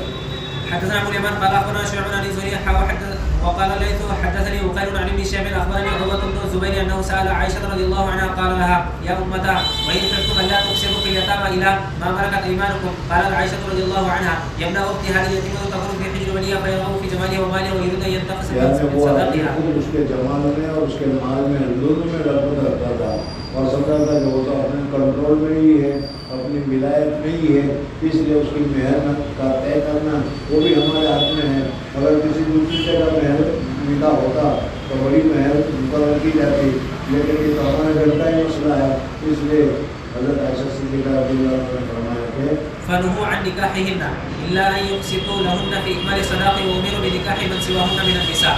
قالت عائشة رضي الله عنها استفتى الناس رسول الله صلى الله عليه وسلم بعد ذلك فانزل الله ويستفتونك في النساء لا ترغبون. فانزل الله لهم في هذه الايه ان اليتيمة اذا كان ذات مال وجمال رغبوا في نكاحها ونسبها والصداق واذا كانت مرغوبا عنها في قلة المال. ہر طرح سے وہ عورت جب تمہیں مرغوب ہے خوبصورتی ہے مال ہے خاندان ہے سب کچھ اچھا ہے تو پھر مہر بھی پوری دو نا پھر مہر میں تم کیوں کمی کر رہے ہو. واذا كانت مرغوبا عنها في قلة المال تركوها واخذوا غيرها من النساء. قالت فكما يتركونها حين يرغبون عنها فليس لهم ان ينكحوها اذا رغبوا فيها الا ان يقسطوا لها ويعطوها حقها الاوفى من الصداق. باب اذا قال الخاطب للولي زوجني فلانا فقال قد زوجتك بكذا وكذا جاز النكاح وان لم يقل للزوج ارضيت ام قبلت. مصنف رحمۃ اللہ علیہ نے ترجمۃ الباب میں کہ کیا اگر تم نے کسی کو کہا کہ میرا نکاح فلانے کے ساتھ کرا دو اور اس نے اس کو کہا کہ جاؤ میں نے نکاح تمہارا ان کے ساتھ کرا دیا، اب تم قبول کی نہ کہو تو بھی تمہارا نکاح ہو جائے گا. جی حدثنا ابو اليمان حدثنا ابو النعمان قال حدثنا حماد بن زيد عن ابي حازم عن سهل رضي الله عنه ان امراه اتت النبي صلى الله عليه وسلم فعرضت عليه نفسها فقال ما لي اليوم في النساء من حاجه، فقال رجل يا رسول الله زوجنيها، قال ما عندك؟ قال ما عندي شيء، قال اعطيها ولو خاتما من حديد، قال ما عندي شيء، قال فما عندك من القران؟ قال كذا وكذا، قال فقد ملكتها بما معك من القران. باب لا يخطب على خطبه اخيه صلی اللہ علیہ وسلم کو جو ولایت حاصل تھی اس ولایت کے اعتبار سے یہاں پر حضور اکرم صلی اللہ علیہ وسلم نے اس کا نکاح اس کے ساتھ کرا دیا. جی باب لا يخطب على خطبه اخيه حتى ينكح او يدعى. مصنف رحمۃ اللہ تعالیٰ علیہ نے اس ترجمۃ الباب میں یہ مسئلہ بتایا کہ اگر کسی جگہ پر کسی عورت کے ساتھ نکاح کی بات چیت چل رہی ہو تو جب تک نکاح کی بات میں ہاں یا نہ فائنل نہ ہو جائے وہاں تک اپنی ٹانگ کو مت اڑاؤ. اسی طریقے سے اگر کوئی آدمی دونوں کوئی بات خرید کر رہے ہیں اور تمہیں پتہ چلا کہ وہ خرید رہے ہیں تو جب تک اس کی بات فنش نہ ہو جائے، اختتام پذیر نہ ہو جائے، یا تو خرید لے گا یا نہ خریدے گا وہاں تک درمیان میں دھکے مت ڈالو. تو یہ حضور اکرم صلی اللہ علیہ وسلم نے اس حدیث میں ذکر کیا ہے. جی حدثنا مكي بن ابراهيم قال حدثنا ابن جرير قال سمعت نافعا يحدث ان ابن عمر رضي الله عنهما كان يقول نهى النبي صلى الله عليه وسلم ان يبيع بعضهم على بيع بعض ولا يخطب الرجل على خطبه اخيه حتى يترك الخاتم قبله او يأذن له الخاتم. حدثنا يحيى بن بكير قال حدثنا الليث عن جابر بن ربيعة عن الأعرج قال ابو هريرة رضي الله عنه يأثر عن النبي صلى الله عليه وسلم قال إياكم والظن فإن الظن أكذب الحديث ولا تجسسوا ولا تحسسوا ولا تباغضوا وكونوا إخوانا ولا يخطب الرجل على خطبة أخيه حتى ينكح أو يتركها. باب تفسير ترك الخطبة. حدثنا ابو اليمان قال اخبرنا شعيب عن الزهري قال اخبرني سالم بن عبد الله انه سمع عبد الله بن عمر رضي الله عنهما يحدث ان عمر بن الخطاب رضي الله عنه حين ايمت حفصه قال عمر لقيت ابا بكر فقلت ان شئت ان تحجب حفصه بنت عمر فلبثت ليالي ثم خطبها رسول الله صلى الله عليه وسلم فلقيني ابو بكر فقال انه لم يمنعني ان ارجع اليك فيما عرضت الا اني قد علمت. صدیق رضی اللہ تعالیٰ عنہ کو حضرت عمر فاروق رضی اللہ تعالیٰ عنہ نے اپنی بیٹی کے ساتھ نکاح کرنے کے متعلق کہا تھا. حضرت عمر صدیق رضی اللہ عنہ کو جواب نہیں دیا اور پھر اس کے بعد حضور صلی اللہ علیہ وسلم نے پیغام دیا. حضرت عمر فاروق رضی اللہ تعالیٰ عنہ نے حضرت حضور صلی اللہ علیہ وسلم کے ساتھ اپنی بیٹی حضرت حفصہ کا نکاح کر دیا. حضرت عمر فاروق رضی اللہ تعالیٰ عنہ نے جب یہ کیا حضرت ابوبکر سے ملاقات ہوئی تو حضرت ابوبکر صدیق رضی اللہ تعالیٰ عنہ کے دوست تھے، حضرت عمر ساتھی تھے، اور انہوں نے کہا کہ تم نے جب پیغام دیا تھا مجھے حضرت حفصہ کے ساتھ نکاح کرنے کا، نہ میں نے ہاں کا جواب دیا تھا نہ میں نے نا کا جواب دیا تھا، تمہیں بہت غصہ آیا ہوگا. تو حضرت عمر فاروق رضی اللہ تعالیٰ عنہ نے فرمایا کہ ہاں عثمان کو میں نے کہا تھا تو عثمان نے کئی دنوں کے بعد جواب دیا کہ مجھے ضرورت نہیں ہے، وہاں مجھے کوئی پریشانی نہیں ہوئی، لیکن تم تو میرے دوست تھے، نہ تم نے ہاں کہا نہ کہا، مجھے بہت غصہ آیا تھا. تو اس وقت حضرت ابوبکر صدیق رضی اللہ تعالیٰ عنہ نے فرمایا کہ حضور اکرم صلی اللہ علیہ وسلم کے ساتھ بات ہوئی تھی اور اس میں حضور صلی اللہ علیہ وسلم کا منشا مجھے معلوم ہوا تھا کہ حضور اکرم صلی اللہ علیہ وسلم حضرت حفصہ رضی اللہ تعالیٰ عنہ کے ساتھ نکاح کرنا چاہتے ہیں. اب اگر اس وقت جب تم نے مجھے کہا کہ حفصہ کے ساتھ نکاح کر لو، اس وقت میں اگر تمہیں یہ کہتا کہ کیسے نکاح کر لو، خود حضور اکرم صلی اللہ علیہ وسلم نکاح کرنا چاہتے ہیں تو معاملہ مشکل ہوتا. حضور صلی اللہ علیہ وسلم کا ایک بھید، حضور اکرم صلی اللہ علیہ وسلم کا ایک راز ظاہر ہو جاتا. اور اگر میں کہتا کہ نہ میں نکاح کرنا نہیں چاہتا تو یہ بھی غلط تھا، اس لیے کہ میں تو چاہتا ہی تھا. حضور اکرم صلی اللہ علیہ وسلم اگر نکاح نہ کرتے تو میں ضرور نکاح کر لیتا. اس وجہ سے میں نے ہاں یا نہ میں جواب نہیں دیا. الا انی قد علمت ان رسول الله صلى الله عليه وسلم قد ذكرها فلم اكن لافشي سر رسول الله صلی صلى الله عليه اللہ علیہ وسلم کے بھید کو میں ظاہر کرنے والا کیسے بنتا، اس وجہ سے میں نے جواب نہیں دیا. ولو تركها لقبلتها. اگر حضور صلی اللہ علیہ وسلم شادی کرتے تو میں ضرور کر لیتا. تابعه يونس وموسى بن عقبة وابن ابي عتيق عن الزهري. باب الخطبة. نکاح میں جو خطبہ پڑھا جاتا ہے حضور صلی اللہ علیہ وسلم نے جو خطبہ پڑھا وہ خطبہ پڑھنا مشہور ہے. حدثنا قبيصة قال حدثنا سفيان عن زيد بن أسلم قال سمعت ابن عمر رضي الله عنه يقول جاء رجلان من المشرق فخطبا فقال النبي صلى الله عليه وسلم إن من البيان سحرا. باب ضرب الدف في النكاح والوليمة. دف بجانا نکاح میں اعلان کرنے کے لیے ہے، اور نکاح میں اعلان کرنا اور لوگوں میں زیادہ سے زیادہ ظاہر ہو جائے کہ ان دونوں کا نکاح ہوا ہے، یہ افضل ہے، یہ بہتر ہے. جی. حدثنا مسدد عن بشر بن المفضل قال حدثنا خالد بن ذكوان قال قالت الربيع بنت معوذ بن عفراء جاء النبي صلى الله عليه وسلم فدخل حين بني علي فجلس على فراشك مجلسك مني فجعلت جويريات لنا يضربن بالدف ويندن من قتل من آباء يوم بدر إذ قالت إحداهن وفينا نبي يعلم ما في غد فقال دعي هذه وقولي بالذي كنت تقولين. باب قول الله تعالى وآتوا النساء صدقاتهن نحلة. عورتوں کو جو مہر مقرر کی جاتی ہے اس مہر کو ادا کرنے کا خوشی کے ساتھ، رغبت کے ساتھ، اچھی طریقے سے اس مہر کو ادا کرنے کا اہتمام کرنا چاہیے. وكثرة المهر وأدنى ما يجوز من الصداق وقوله تعالى وآتيتم إحداهن قنطارا فلا تأخذوا منه شيئا وقوله جل ذكره أو تفرضوا لهن. وقال سهل رضي الله عنه قال النبي صلى الله عليه وسلم ولو خاتما من حديد. حدثنا سليمان بن حرب قال حدثنا شعبة عن عبد العزيز بن صهيب عن انس رضي الله عنه ان عبد الرحمن بن عوف تزوج امرأة على وزن واد فرأى النبي صلى الله عليه وسلم بشاشة العرس فسأله فقال إني تزوجت امرأة على وزن واد. وعن قتادة عن انس رضي الله عنه ان عبد الرحمن بن عوف تزوج امرأة على وزن واد من ذهب. باب التزويج على القرآن وبغير صداق. یعنی مہر مقرر کیا گیا، ہمارے نزدیک مہر کی اقل مدت 10 درہم ہے اور زیادہ کے لیے کوئی حد نہیں ہے، مرد جتنا ادا کرنا چاہے پہلے. لیکن اس میں ایک بات اتنی یاد رکھ لیں کہ بعض حضرات مہر میں بڑی بڑی مہریں رکھنا یہ باہر سے شرط سمجھتے ہیں، تو یہ صحیح نہیں ہے. ورنہ زیادہ سے زیادہ مہر اگر تم ادا کر سکتے ہو، ادا کرنے کی تمہارے اندر طاقت ہے تو جائز ہے، لیکن فخر کے طور پر اس طریقے سے مہر کو مقرر کیا جائے یہ مناسب نہیں ہے. اسی طریقے سے دوسری چیز بھی ہے جو آج کل چل پڑی ہے، مہر تو مقرر کرتے ہیں لیکن پھر کیا ہے عورت سے معاف کرا دیتے ہیں کہ بھائی تم معاف کر دو. سمجھ میں تو یہ بھی اچھا نہیں ہے. جب تم نے مہر رکھی ہے تو اس کو اپنی ذمہ داری پر اس کو ادا کرنے کی کوشش کرنی چاہیے. جی. حدثنا علي بن عبد الله قال حدثنا سفيان سمعت ابا حازم سمعت سهل بن سعيد الساعدي يقول اني لفي القوم عند رسول الله صلى الله عليه وسلم اذ قامت امراه فقالت يا رسول الله انها قد وهبت نفسها لك فرأ فيها رايك فلم يجبها شيئا ثم قامت فقالت يا رسول الله انها قد وهبت نفسها لك فرأ فيها رايك فلم يجبها شيئا ثم قامت الثالثه فقالت انها قد وهبت نفسها لك فرأ فيها رايك فقام رجل فقال يا رسول الله انكحنيها قال هل عندك من شيء قال لا قال اذهب فاطلب ولو خاتم من حديد فذهب فطلب ثم جاء فقال ما وجدت شيئا ولا خاتم من حديد قال هل معك من القرآن شيء قال معي سورة كذا وسورة كذا قال اذهب فقد أنكحتكها بما معك من القرآن. باب المهر بالعروض وخاتم من حديد. حدثنا يحيى قال حدثنا وكيع عن سفيان عن ابي حازم عن سهل بن سعد رضي الله عنه ان النبي صلى الله عليه وسلم قال لرجل تزوج ولو بخاتم من حديد. باب الشروط في النكاح. وقال عمر رضي الله عنه مقاطع الحقوق عند شروطي.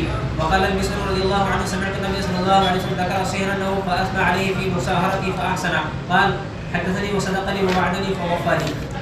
حدثنا ابو الوليد اس میں بتایا گیا کہ نکاح کرنے کے وقت میں جو شرائط دونوں قسم کی طرف سے دونوں جانے کی مرد اور عورت کی طرف سے جو شرائط متعین کیے جائیں ان شرائط کی رعایت کرنا، ان شرائط کو پورا کرنا لازم اور ضروری ہے. حدثنا ابو الوليد هشام بن عبد الملك قال حدثنا ليث عن يزيد بن ابي حبيب عن ابي الخير عن عقبه رضي الله عنه عن النبي صلى الله عليه وسلم قال احق ما اوفيتم من الشروط ان توفوا به ما استحللتم به الفروج. باب الشروط التي لا تحل في النكاح. وقال ابن مسعود رضي الله عنه لا تشترط المرأة طلاق اختها. حدثنا نکاح کی بات ہو رہی ہے، وہ جس کے ساتھ تم نکاح کرنا چاہ رہے ہو وہ اگر یہ شرط کرے کہ میں تمہارے ساتھ نکاح کرنے کے لیے تیار ہوں یا میں تیرے ساتھ نکاح کر رہی ہوں لیکن تیری پہلی بیوی ہے اس کو تم پہلے طلاق دو تب میں نکاح کرو، اس قسم کی شرطیں رکھنا یا ان قسم کی شرطوں کو معتبر قرار دینا درست نہیں ہے. حدثنا عبيد الله بن موسى عن زكريا وهو ابن ابي زايدة عن سعد بن ابراهيم عن ابي سلمة عن ابي هريرة رضي الله عنه عن النبي صلى الله عليه وسلم قال لا يحل لامرأة تسأل طلاق اختها لتستفرغ صحفتها فإنما لها ما قدر لها. باب السفرة للمتزوج. ورواه عبد الرحمن بن عوف رضي الله عنه عن النبي صلى الله عليه وسلم حدثنا عبد الله بن یعنی يوسف اس زمانے میں جو شادی ہوتی تھی اور ایک قسم کی خوشبو لگاتی تھی، اس میں کچھ سفرا پیلا پن پایا جاتا تھا. میاں بیوی آپس میں ایک دوسرے کے ساتھ ملاقات کرتے تھے اور معانقہ وغیرہ کرتے تھے، تو وہ کپڑے پر جو خطوط وغیرہ یا رنگ وغیرہ لگا ہوا ہوتا تھا وہ اس کپڑے پر لگ جایا کرتا تھا. یہ اس کا مطلب ہے. بعض لوگ موجودہ زمانے میں شادی کے موقع پر ہاتھ پیلے کرنے کا مسئلہ آتا ہے، اس سے استدلال کرتے ہیں کہ دیکھو یہ ہاتھ پیلے کرنے کا مسئلہ ہے، یہ صحیح نہیں ہے. سمجھنا ہے یہ تو زمانے میں خوشبو بھی وہ حضرت عبدالرحمن بن عوف کو لگ گئی تو حضور اکرم صلی اللہ علیہ وسلم دے گا کہ حضرت عبدالرحمن بن عوف رضی اللہ تعالیٰ مکہ سے آئے ہیں اور ان کے پاس بیوی تو ہے نہیں، اور یہ جو خوشبو یا یہ جو کلر لگ گیا ہے وہ عورتوں کی وجہ سے لگتا ہے، اس لیے پوچھا ماں یہ کیا ہے؟ کہا کہ یا رسول اللہ صلی اللہ علیہ وسلم میں نے شادی کر لی. تو حضور اکرم صلی اللہ علیہ وسلم نے بھی پوچھا کہ مہر کیا مقرر کی؟ تو کہا کہ ایک گٹلی کھجور کی گٹلی کے برابر سونا مہر میں مقرر کیا گیا. بہرحال ہمارے نزدیک اقل مہر 10 درہم یعنی 3 تولہ چاندی ہے، جو جتنے میں بھی ہوتا ہے. سمجھنا ہے نہیں. اور زیادہ کے لیے کوئی حل متعین نہیں ہے، لیکن ہاں کیا ہے فخر اور ریا کے لیے نہ ہو، ادا کرنے کی صلاحیت ہو تو بڑی مہر بھی مقرر کی جا سکتی ہے. جی حدثنا عبد الله بن يوسف قال اخبرنا مالك عن حميد الطويل عن انس بن مالك رضي الله عنه ان عبد الرحمن بن عوف جاء الى رسول الله صلى الله عليه وسلم وبه اثر صفرا فساله رسول الله صلى الله عليه وسلم فاخبره انه تزوج امراه من الانصار قال كم سقت اليها؟ قال زينة نواة من ذهب. قال رسول الله صلى الله عليه وسلم اولم ولو بشاة.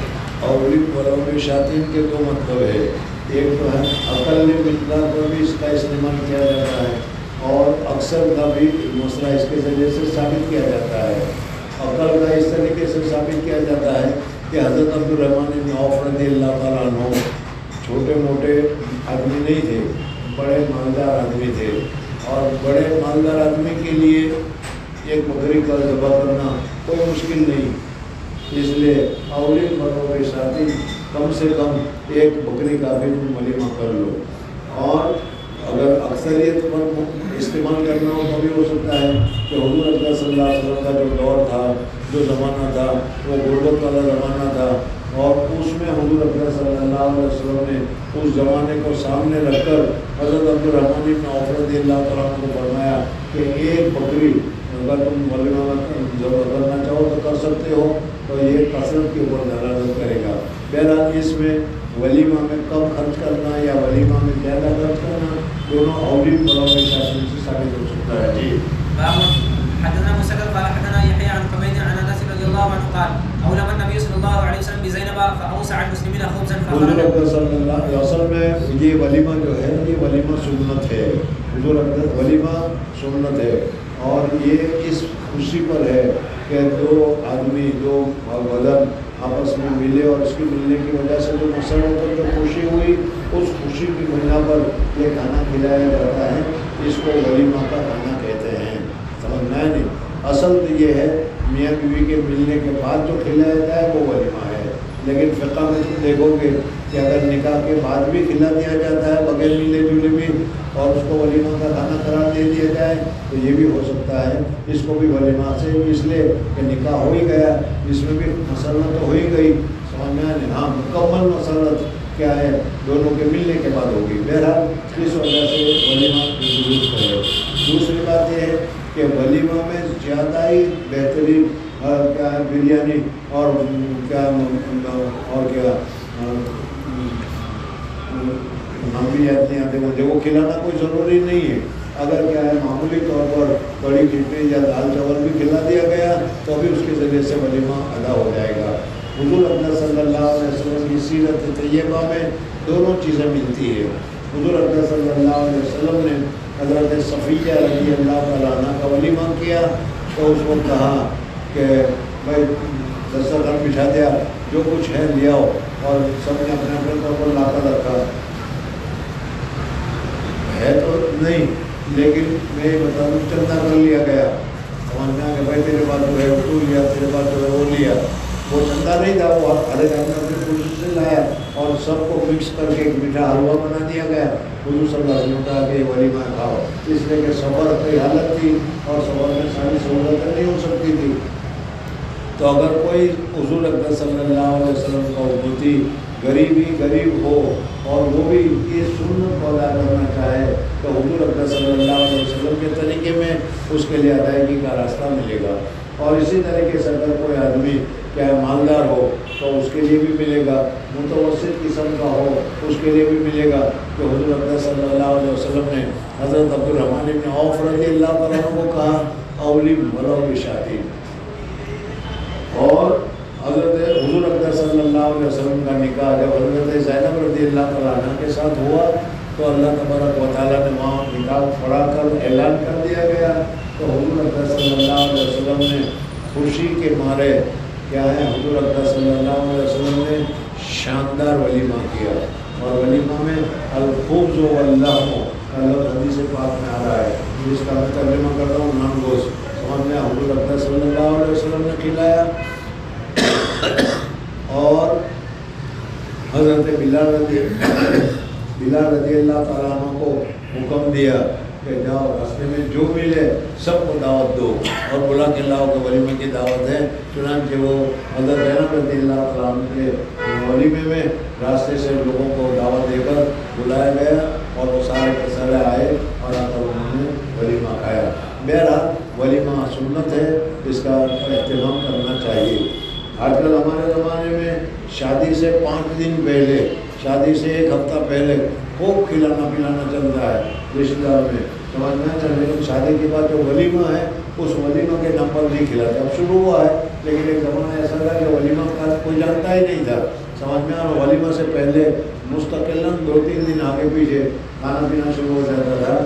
اس کی جگہ پر جو مسنون ہے صرف نکاح میں مہر، اسلام میں نکاح بہت سادہ ہے، اس میں ایک تو مہر ہے اور دوسرا ہے ولیمہ ہے، اور ان دونوں کے سلسلے میں ہم لوگ تنگی کرتے ہیں کہ مہر بھی زیادہ نہیں ہونی چاہیے، سمجھنا 100 روپے 200 روپے 5000 روپے بس یہ مہر میں اتنا ہی ہوگا، اور کپڑے پہنیں گے 1.5 لاکھ روپے کے، سمجھنا ہے جی۔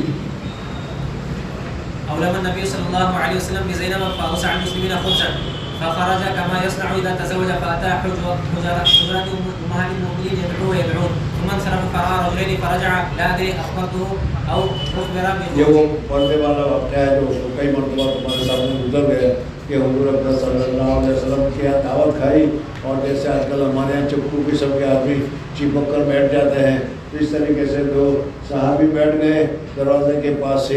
اب حضور صلی اللہ علیہ وسلم داخل ہونا چاہتے ہیں لیکن داخل نہیں ہو، شرم آتی ہے، وہ آدمی بیٹھے ہوئے تھے، اس لیے حضور صلی اللہ علیہ وسلم آگے نکل گئے، حضرت عائشہ صدیقہ رضی اللہ تعالیٰ عنہ کے حجرے کے پاس وغیرہ وغیرہ۔ پھر حضور صلی اللہ علیہ وسلم کو اللہ تعالیٰ نے بتا دیا، واپس آئے وہ گئے، تو اللہ تبارک و تعالیٰ نے پھر آیت نازل فرمائی کہ وَلَا تَنْظُرُوا إِلَىٰ برتن کیا ہے وَإِذَا طَعِمْتُمْ فَانْتَشِرُوا، جب کھانا کھاؤ چلتے بنو، سمجھ میں بیٹھ کر باتیں میں لگنے میں نہ جاؤ۔ حضور صلی اللہ علیہ وسلم تو تمہارے وجہ سے شرماتے ہیں، کہتے ہوئے کہ چلو بھائی کھایا پیا تو بابا بھی ایسے نہیں کہتے، لیکن اللہ تعالیٰ کو نہیں شرماتا، اللہ تعالیٰ کو فرماتے ہیں جب مقصد پورا ہو گیا تو وہاں سے چل دو۔ جی باب کیف یدعى للمتزوج۔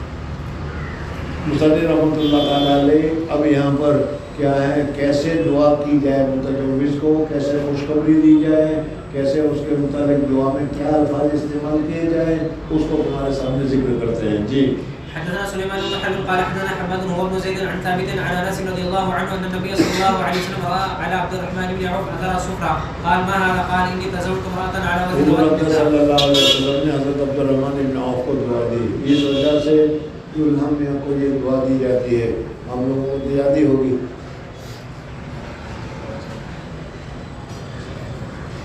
بارک اللہ لک و علیک و جمع بینکما بالخیر، یہ پوری دعا ہے۔ جی قال بارك الله لك أولم ولو بشاة۔ باب الدعاء للنساء اللاتي يهدين العرس وللعروس۔ حدثنا اسی طریقے سے دلہن کو تیار کرنے کے لیے جو عورتیں آتی ہے اور وہ عورتیں اس کو مبارکبادی دیتی ہے، وہ کیا مبارکبادی دیتی ہے، وہ حضرت عائشہ صدیقہ رضی اللہ تعالیٰ عنہ کی جب رخصتی ہوئی تو حضرت عائشہ صدیقہ رضی اللہ تعالیٰ عنہ کو بلا لیا گیا، اور پھر اس کے بعد حضرت عائشہ صدیقہ رضی اللہ عنہ کے کپڑے وپڑے ٹھیک کیے گئے، بال وغیرہ کیا ہے درست کیے گئے، اور جو درست کر رہی تھی وہ یہ دعا دے رہی تھی. جی قال حدثنا علي بن بشير عن هشام عن ابيه عن عائشه رضي الله عنها تزوج النبي صلى الله عليه وسلم فاتتني امي فادخلتني الدار فاذا نسوه من الانصار في البيت فقلنا على الخير والبركه وعلى خیر والبرکہ، علی الخیر والبرکہ. اس زمانے میں کیا دونوں کو یہ دعائیں دی جاتی تھی. جی باب من احب البناء قبل الغسل. حدثنا محمد بن العلاء قال حدثنا ابن المبارك عن معمر عن همام عن ابي هريره رضي الله عنه عن النبي صلى الله عليه وسلم قال نزل نبي من الانبياء فقال لقومه لا يتبعني رجل. اس وجہ سے کہ اگر تمہاری شادی ہوئی ہے اور رخصتی نہیں ہوئی ہے تو وہاں غزوے میں تمہارا دل نہیں لگے گا اور دل ہر وقت ادھر ہی رہے گا.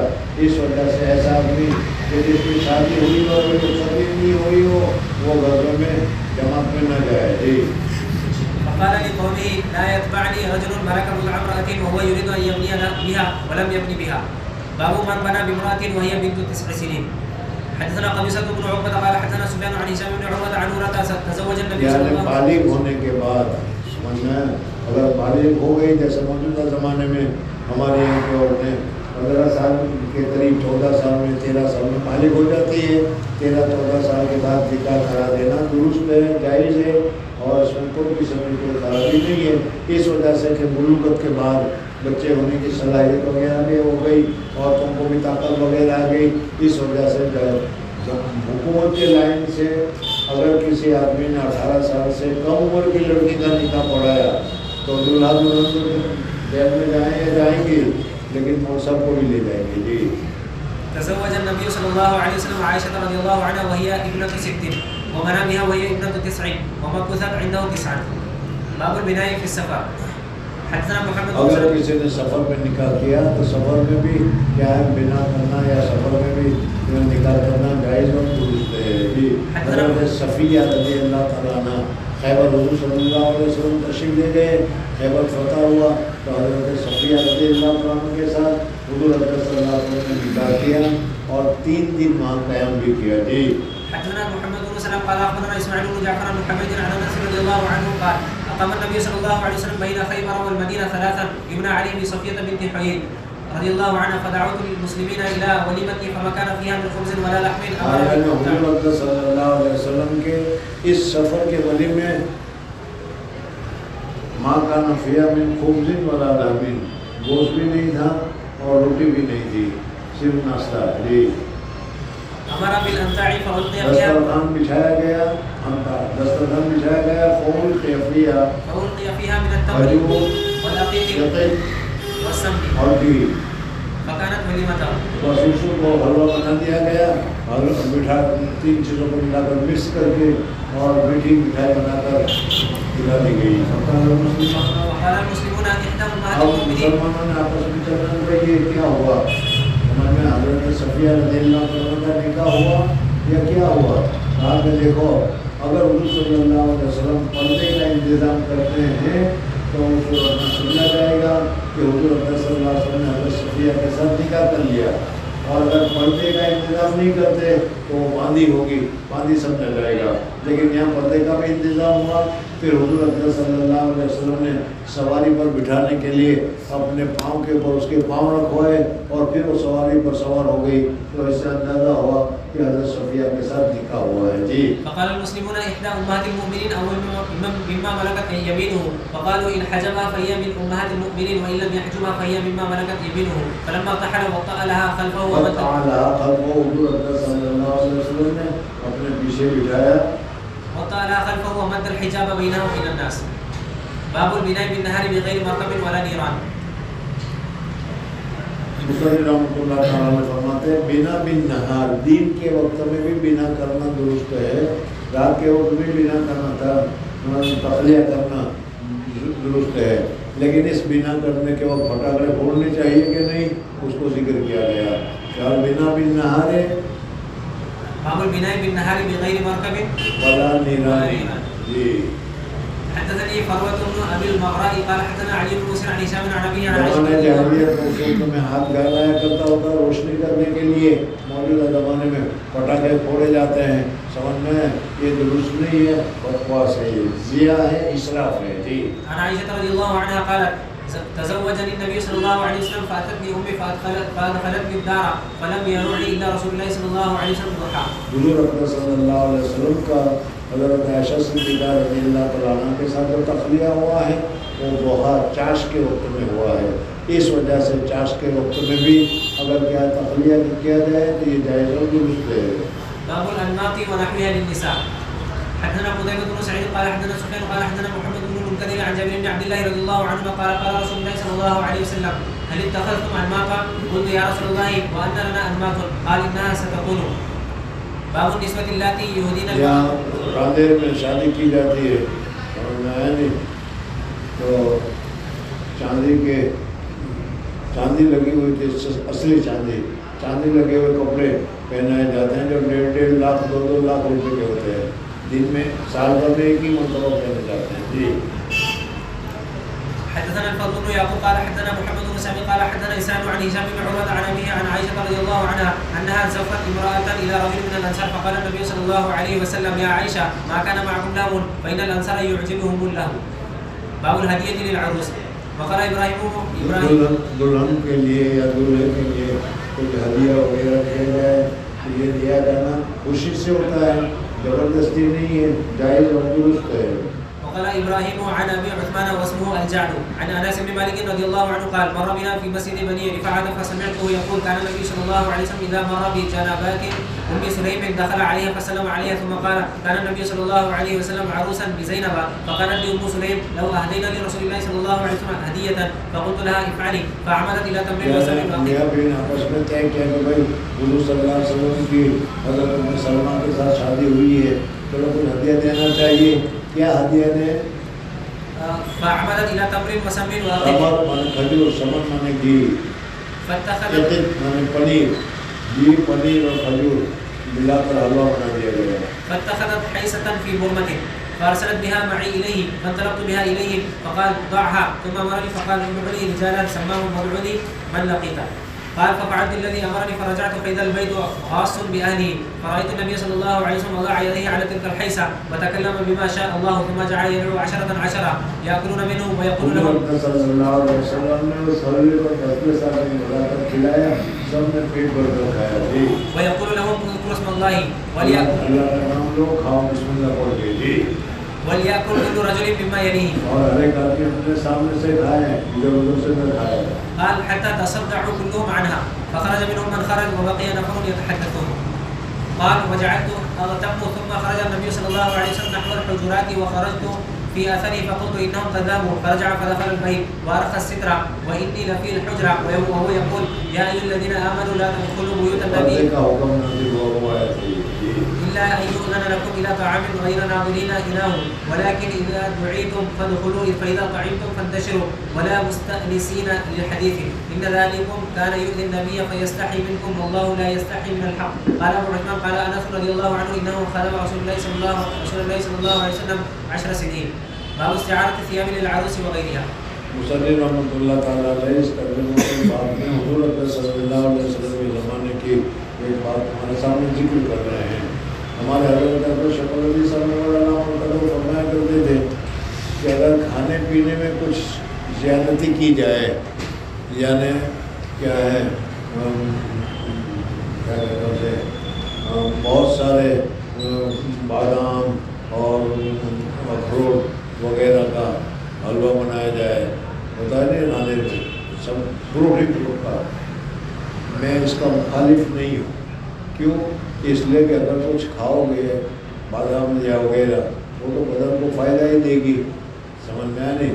تو حضرت فرماتا ہے کہ کھانے پینے میں اگر کوئی آدمی زیادہ اہتمام کرتا ہے اور اس میں زیادہ خرچ کرتا ہے، عمدہ سے عمدہ غذا وغیرہ جیسے یہاں فروٹ سے بنائی جاتی ہے، اگر اس طریقے سے اگر اس میں کرنا ہے تو ہے تو زیادتی ہے، ضرورت ہو تو نہیں کرنا چاہیے، لیکن اگر کرے بھی تو میں اس کا مخالف نہیں، اس وجہ سے کہ جتنا کھائے گا بدن کو ہی تو فائدہ پہنچائے گا، سمجھ میں آئے نہیں. لیکن کپڑے کے سلسلے میں جو 1500 2000 روپے گز کا کپڑا پہنتے ہیں، 2 روپے گز کا کپڑا پہنو یا 1500 روپے گز کا کپڑا پہنو، کیا فرق پڑتا ہے اس سے؟ لیکن آج کل ہمارے یہاں ہوتا ہے الٹا کہ کھانے پینے میں تو تنگی کی جاتی ہے، بس سمجھ میں آیا، زیادہ اچھا نہیں، دال پورا پکانا ختم ہو گئی بات، سمجھ میں آیا. اور کپڑے میں نے جیسے ابھی بتایا، سمجھ میں آیا کہ 10,000 روپے ایک جوڑ کے ہوتے ہیں ایک مرتبہ پہننے کے. اور خاص کر کے شادی کے موقع پر جو آج کل کپڑے نکلے ہوئے تھے جو سب پہننا چاہتے ہیں وہ تو کئی ہزاروں میں ہوتے ہیں. اور یہاں نادر میں بھی میں نے ابھی بتایا تو اس میں تو وہ چاندی لگی ہوئی ہوتی ہے، اصلی چاندی. اس وجہ سے 1.5 لاکھ 2 لاکھ روپے کا تو صرف ایک جوڑ ہوتا ہے، سمجھ میں نہیں. اب تو بڑا معاملہ مشکل ہو جائے گا پھر اس وقت میں مولویوں کو شادی کرنے میں. تو اس کے لیے آسان صورت کیا ہے تو حضرت، اور ہے بھی یہ بات کہ دلہن کے لیے جو عروس کے لیے سمجھنا کپڑے بنائے جاتے ہیں وہ بہت مہنگے ہوتے ہیں.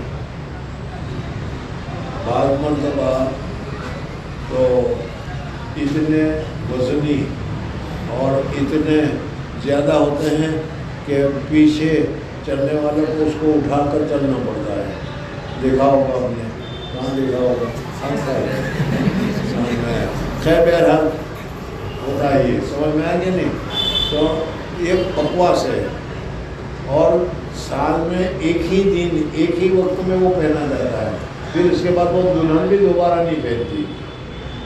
اچھا، دوسری بات ہے کہ اگر اس کی بہن کی شادی ہے اور اس کو پھر دوسرا 1.5 لاکھ کا خریدنے کی کیا ضرورت ہے، کسی کو پہن لو، کہنا وہ بھی نہیں پہنتی.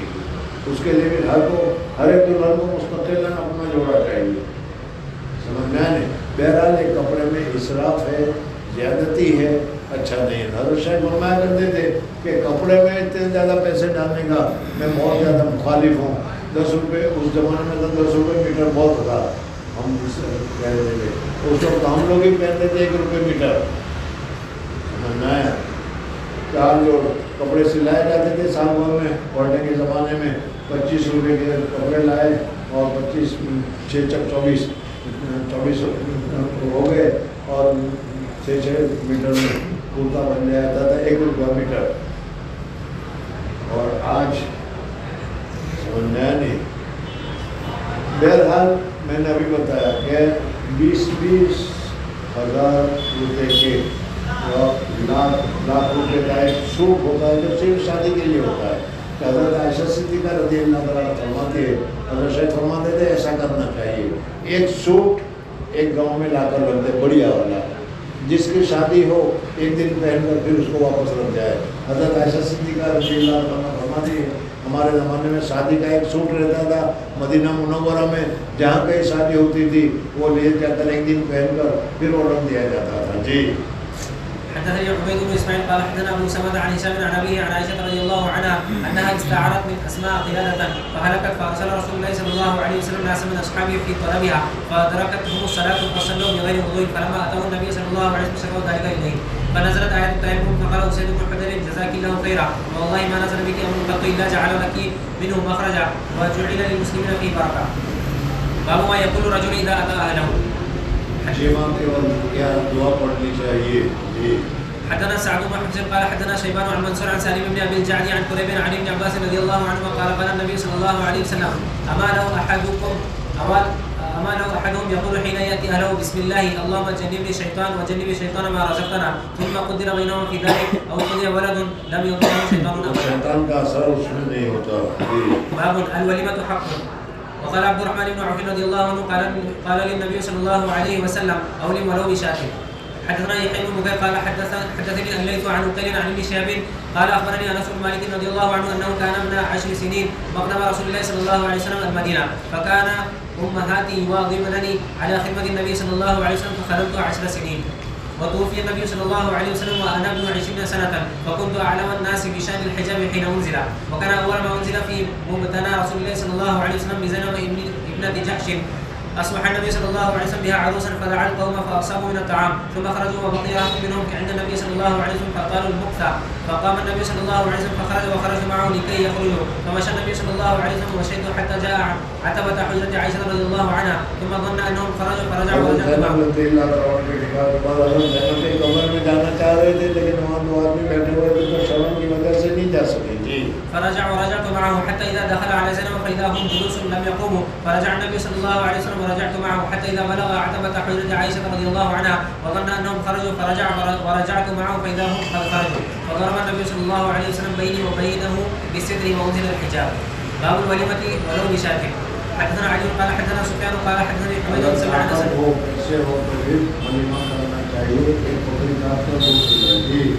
قال حدثني حميد بن سمع انس رضي الله عنه قال سأل النبي صلى الله عليه وسلم عبد الرحمن بن عوف وتزوج امرأة من الأنصار كم أصدقتها قال وزنها شاة من ذهب. وعن حميد سمعت انس رضي الله عنه قال لما قدموا المدينة نزل المهاجرون على الأنصار فنزل عبد الرحمن بن عوف على سعد بن ربيع فقال جس طریقے سے مہاجرین مدینہ منورہ آئے اس کی حالت ہمارے سامنے کئی مرتبہ اس کی سروس میں بھی وہی بتا رہے ہیں کہ جب حضور صلی اللہ علیہ وسلم مکہ مکرمہ میں سب کچھ چھوڑ کر آنا پڑتا تھا. پہننے ہوئے کپڑے لے کر آ جایا کرتے تھے, بس پیسے جائیداد مکان سب کو کافرین چھین لیا کرتے تھے. حضرت عبد الرحمن بن عوف رضی اللہ تعالیٰ عنہ بھی آئے تو اس زمانے کے بہت مالدار صحابہ میں کا شمار ہوتا تھا لیکن وہ بھی خالی آتا ہے. اور پھر اس کے بعد حضور اکرم صلی اللہ علیہ وسلم نے ان کو بھائی بنا دیا حضرت صاحب کے ساتھ نام کے ساتھ. اور پھر اس صورت میں انہوں نے کہہ دیا کہ حضور صلی اللہ علیہ وسلم نے مجھے آپ کا بھائی بنا دیا ہے, اس وجہ سے میں آج سے آپ کا بھائی, اور ایک بھائی دوسرے بھائی کا شریک ہوتا ہے, اس وجہ سے آدھا مال تمہارا آدھا مال میرا. اور بیویاں بھی میرے پاس دو ہے, تم دیکھ لو جس کو پسند کر لو, مجھے بتا دو میں طلاق دے دو ادھر گزارنے کے بعد تم اس کے ساتھ شادی کر لینا. حضرت عبد الرحمن بن عوف اس زمانے کے کامیاب تاجروں میں تھے. اس وجہ سے کہا کہ مجھے اللہ برکت دے تمہارے مال میں بھی تمہاری اولاد میں بھی, مجھے تو مال کی بھی ضرورت نہیں, کسی چیز کی ضرورت نہیں, مجھے تو بازار بتا دو بازار کہاں ہے, میں جا کر خود ہی کما لوں گا. چنانچہ بازار بتا دیا گیا. صبح کو خالی ہاتھ گئے تھے, رات شام کو واپس آئے تو کچھ پنیر منافع میں لے کر آئے. پھر اس کے بعد انہوں نے کچھ دنوں کے بعد شادی کر لی جس کا تذکرہ آ رہا ہے. فقال أقاسمك مالي وأنزل لك عن إحدى امرأتي قال بارك الله لك في أهلك ومالك. فخرج إلى السوق فباع واشترى فأصاب شيء من عقد وسم فتزوج. فقال النبي صلى الله عليه وسلم أولم ولو بشاة. حدثنا سليمان بن حرب قال حدثنا حماد بن تابع عن انس رضي الله عنه قال ما اولم النبي صلى الله عليه وسلم على شيء من نسائه ما اولم على زينب اولم زینب کا جو ولیمہ کیا تھا بڑا شاندار ولیمہ کیا تھا. حضور صلی اللہ علیہ وسلم نے خبز اور گوشت کھلایا تھا اور سب کو عام دعوت دی تھی جو راستے میں ملے بلا کے لے آؤ. حدثنا مسدد عن عبد الوارث عن شيبان عن انس رضي الله عنه ان رسول الله صلى الله عليه وسلم اعتق صفيه وتزوجها وجعل ابقاء صداقها واولم عليها بحجز. اور حضرت صفیہ کا ولیمہ کیا گیا تھا وہ حلوے کے ذریعے سے کیا گیا تھا, حیث. حدثنا مالك بن اسماعيل قال حدثنا زهير عن بيان قال سمعت انس رضي الله عنه يقول بنى النبي صلى الله عليه وسلم بامراه فارسلني فدعوت رجالا الى الطعام. باب من اولم على بعض النساء اكثر من بعض. حدثنا مسدد قال حدثنا حماد بن زيد عن ثابت قال ذكر تزويج زينب ابنة جحش عند انس رضي الله عنه فقال ما رايت النبي صلى الله عليه وسلم اولم على احد من النساء ما اولم عليها اولم بشاة. باب من اولم باقل من شاة. اگر بکری سے کم میں بھی ولیمہ کیا جائے تو یہ جائز اور درست ہے. حدثنا محمد بن يوسف قال حدثنا سفيان عن منصور بن صفية عن أمه صفية بنت شيبة رضي الله عنها قالت أولم النبي صلى الله عليه وسلم على بعض نسائه بمدين من شعير. دو مد شعير کے ذریعے سے حضور صلی اللہ علیہ وسلم نے ولیمہ کیا. باب حق إجابة الوليمة والدعوة ومن أولم بسبعة أيام ونحوه ولم يؤذن. ولیمہ کے متعلق ہم بتاتے ہیں کہ کتنے دنوں تک ولیمہ ہوتا رہے, ہفتہ بھر تک ولیمہ ہوتا رہے, 10 دن تک ولیمہ ہوتا رہے, یا ایک ہی مرتبہ ولیمہ ہو. پھر اس وقت میں ولیمہ میں عام دعوت دی جائے یا ولیمہ سنت ہے اور اس کی دعوت کو قبول کرنا بھی مسنون ہے. لیکن اگر تمہیں معلوم ہو کہ وہاں گانا بجانا ہوگا, بے پردگی ہوگی جو گناہ کا کام ہے, تو پھر ایسے وقت میں ولیمے میں جانا درست نہیں ہے. جی. ولم يوقت النبي صلى الله عليه وسلم يوما ولا يومين. حدثنا عبد الله بن يوسف قال اخبرنا مالك عن نافع عن عبد الله بن عمر رضي الله عنهما ان رسول الله صلى الله عليه وسلم قال اذا دعي احدكم الى الوليمه فلياتها. فلياتها یہ امر کا صیغہ ہے, یعنی ولیمہ میں آنا چاہیے, ولیمہ میں جانا چاہیے, امر کا صیغہ ہے. بلکہ کیا ہے کہ کم سے کم استحباب تو ہوگا ہمارا وجود نہ ہو تو. لیکن میں نے ابھی بتایا کہ جانا چاہیے، سنت ہے، لیکن اگر وہاں کوئی گناہ کا کام ہو رہا ہو تو پھر اس صورت میں تمہیں معلوم ہو تو جانا نہیں چاہیے. اور اگر وہاں گئے اور اس وقت معلوم ہوا تو اب دیکھو تمہاری حالت کیسی ہے. اگر تم مقتدا ہو تو تمہیں داخل نہیں ہونا چاہیے، واپس آ جانا چاہیے کہ ناجائز کام ہو رہا ہے میں نہیں آتا، گانا بج رہا ہے میں نہیں آتا. سمجھ میں آ نہیں. اور اگر میرے جیسے ہو جس کی کوئی ویلیو نہیں تو چپ چاپ کھا کے آ سکتے ہو. جی. حدثنا مسدد قال حدثنا يحيى عن سفيان قال حدثني منصور عن ابي وائل عن ابي موسى رضي الله عنه عن النبي صلى الله عليه وسلم قال فك العانيه واجب الداعيه وعد المريض. حدثنا الحسن بن ربيع قال حدثنا ابو الحوس عن ابي الاشعث عن معاويه بن سويد قال البراء بن عازب رضي الله عنهما امرنا النبي صلى الله عليه وسلم بسبع ونهانا عن سبع. امرنا بعياده المريض واتباع الجنازه وتشميت العاتس وابرار القسم ونصر المظلوم وافشاء السلام واجابه الداعي ونهانا عن خواتم الذهب وعن انيه اجابت الداعی سے ترجمۃ الباب ثابت ہوا کہ جو کوئی دعوت دے اور ولیمہ کی دعوت ہو تو اس کو قبول کرنی چاہیے. یہ حدیث کا مطلب ہے. ونهانا عن خواتم الذهب وعن آنية الفضة وعن المياثر والقسية والاستبرق والديباج. تابعه أبو عوانة والشيباني عن أشعث في إفشاء السلام. حدثنا قتيبة بن سعيد قال حدثنا عبد العزيز بن أبي حازم عن أبيه عن سهل بن سعد رضي الله عنه قال دعا أبو أسيد الساعدي رسول الله صلى الله عليه وسلم في عرسه وكانت امرأته يومئذ خادمته وهي العروس. کسی دوسرے کی شادی میں دعوت دی جائے، حضرت پہنچ گئے شادی میں، تو اس صورت میں جو دلہن تھی وہ دلہن بہت ہی زیادہ باہمت تھی. اس وجہ سے اس نے حضور اکرم صلی اللہ علیہ وسلم کے لیے معلوم تھا کہ صبح حضور صلی اللہ علیہ وسلم تشریف لانے والے ہیں، تو رات ہی سے اس نے حضور صلی اللہ علیہ وسلم کے لیے بہترین جوس کا، سمجھ میں پانی میں کھجور ڈال کر شربت کا انتظام کیا تھا اور بنایا تھا. اس کو ذکر کر رہے ہیں. جی. قال سالون تدرون ما سقط رسول الله صلى الله عليه وسلم انقعت له تمرات یہ الليل. ہمارے یہاں کی عورتیں تو ہو نہیں سکتی ایسی، لیکن یہ اس حدیث میں بتایا گیا ہے کہ ابو اسید الساعدی نے حضور اکرم صلی اللہ علیہ وسلم کو دعوت دی کہ یا رسول اللہ صلی اللہ علیہ وسلم نکاح ہو گیا ہے، آپ تشریف لائیے برکت کے لیے، دعا کے لیے. فی عرسی وکانت امرات ہو یوم خادم ہو. ہماری عورتیں تو 6 مہینے تک کچھ کرتی ہی نہیں، ہمارے ہاتھ کی مہندی نہ اتر جائے. لیکن یہ عورتیں جو تھی وہ کیا ہیں، اسی وقت سے یہ ان کے لیے خادم تھی. وہ ہے العروس، حالانکہ وہ بھی دلہن تھی لیکن دلہن ہونے کی حالت میں بھی وہ خدمت کے لیے تیار تھی. قال سالم تدرون ما سقط رسول الله صلی اللہ علیہ وسلم انقعت له تمرات. کچھ کھجور کو انہوں نے پہلے پانی میں بھگو رکھا تھا. فلما اکل سقط. جب حضور اکرم صلی اللہ علیہ وسلم کھانا کھا کر فارغ ہو گئے تو وہ میٹھا شربت جو بیوی نے تیار کر رکھا تھا حضور صلی اللہ علیہ وسلم کے لیے، وہ حضور صلی اللہ علیہ وسلم کو پیش کیا گیا. باب من ترک الدعوة فقد عصى یہ الله. میں نے بتایا تھا کہ نکاح ولیمہ کی دعوت مسنون ہے، اس وجہ سے ولیمہ کی دعوت کو چھوڑنا نہیں چاہیے، کینسل نہیں کرنا چاہیے یا جانا منسوخ نہ کرنا چاہیے، بلکہ قبول کر لینی چاہیے. لیکن اگر وہاں ایسی صورتوں جیسے آج کل ہو رہا ہے تو دوسری بات ہے. دوسرا مسئلہ ہے. جی. حدثنا عبد الله بن يوسف قال اخبرنا مالك عن ابن شهاب عن الأعرج عن ابي هريره رضي الله عنه انه كان يقول شر الطعام طعام الوليمه يدعى لها الاغنياء ويترك الفقراء. یعنی مالداروں کو تو بلایا جائے اور غریبوں کو بلایا نہ جائے، یہ شر ولیمہ ہے. بلکہ غربا کو خاص طور پر اس میں بلانا چاہیے. ومن ترك الدعوة فقد عصى الله ورسوله. بس من ترک الدعوة، جس نے دعوت کو چھوڑ دیا اس نے اللہ رسول کی نافرمانی کی. میں نے یہ بتایا کہ اگر کوئی ناجائز کام وہاں ہو رہا ہو تو پھر نہیں جانا چاہیے.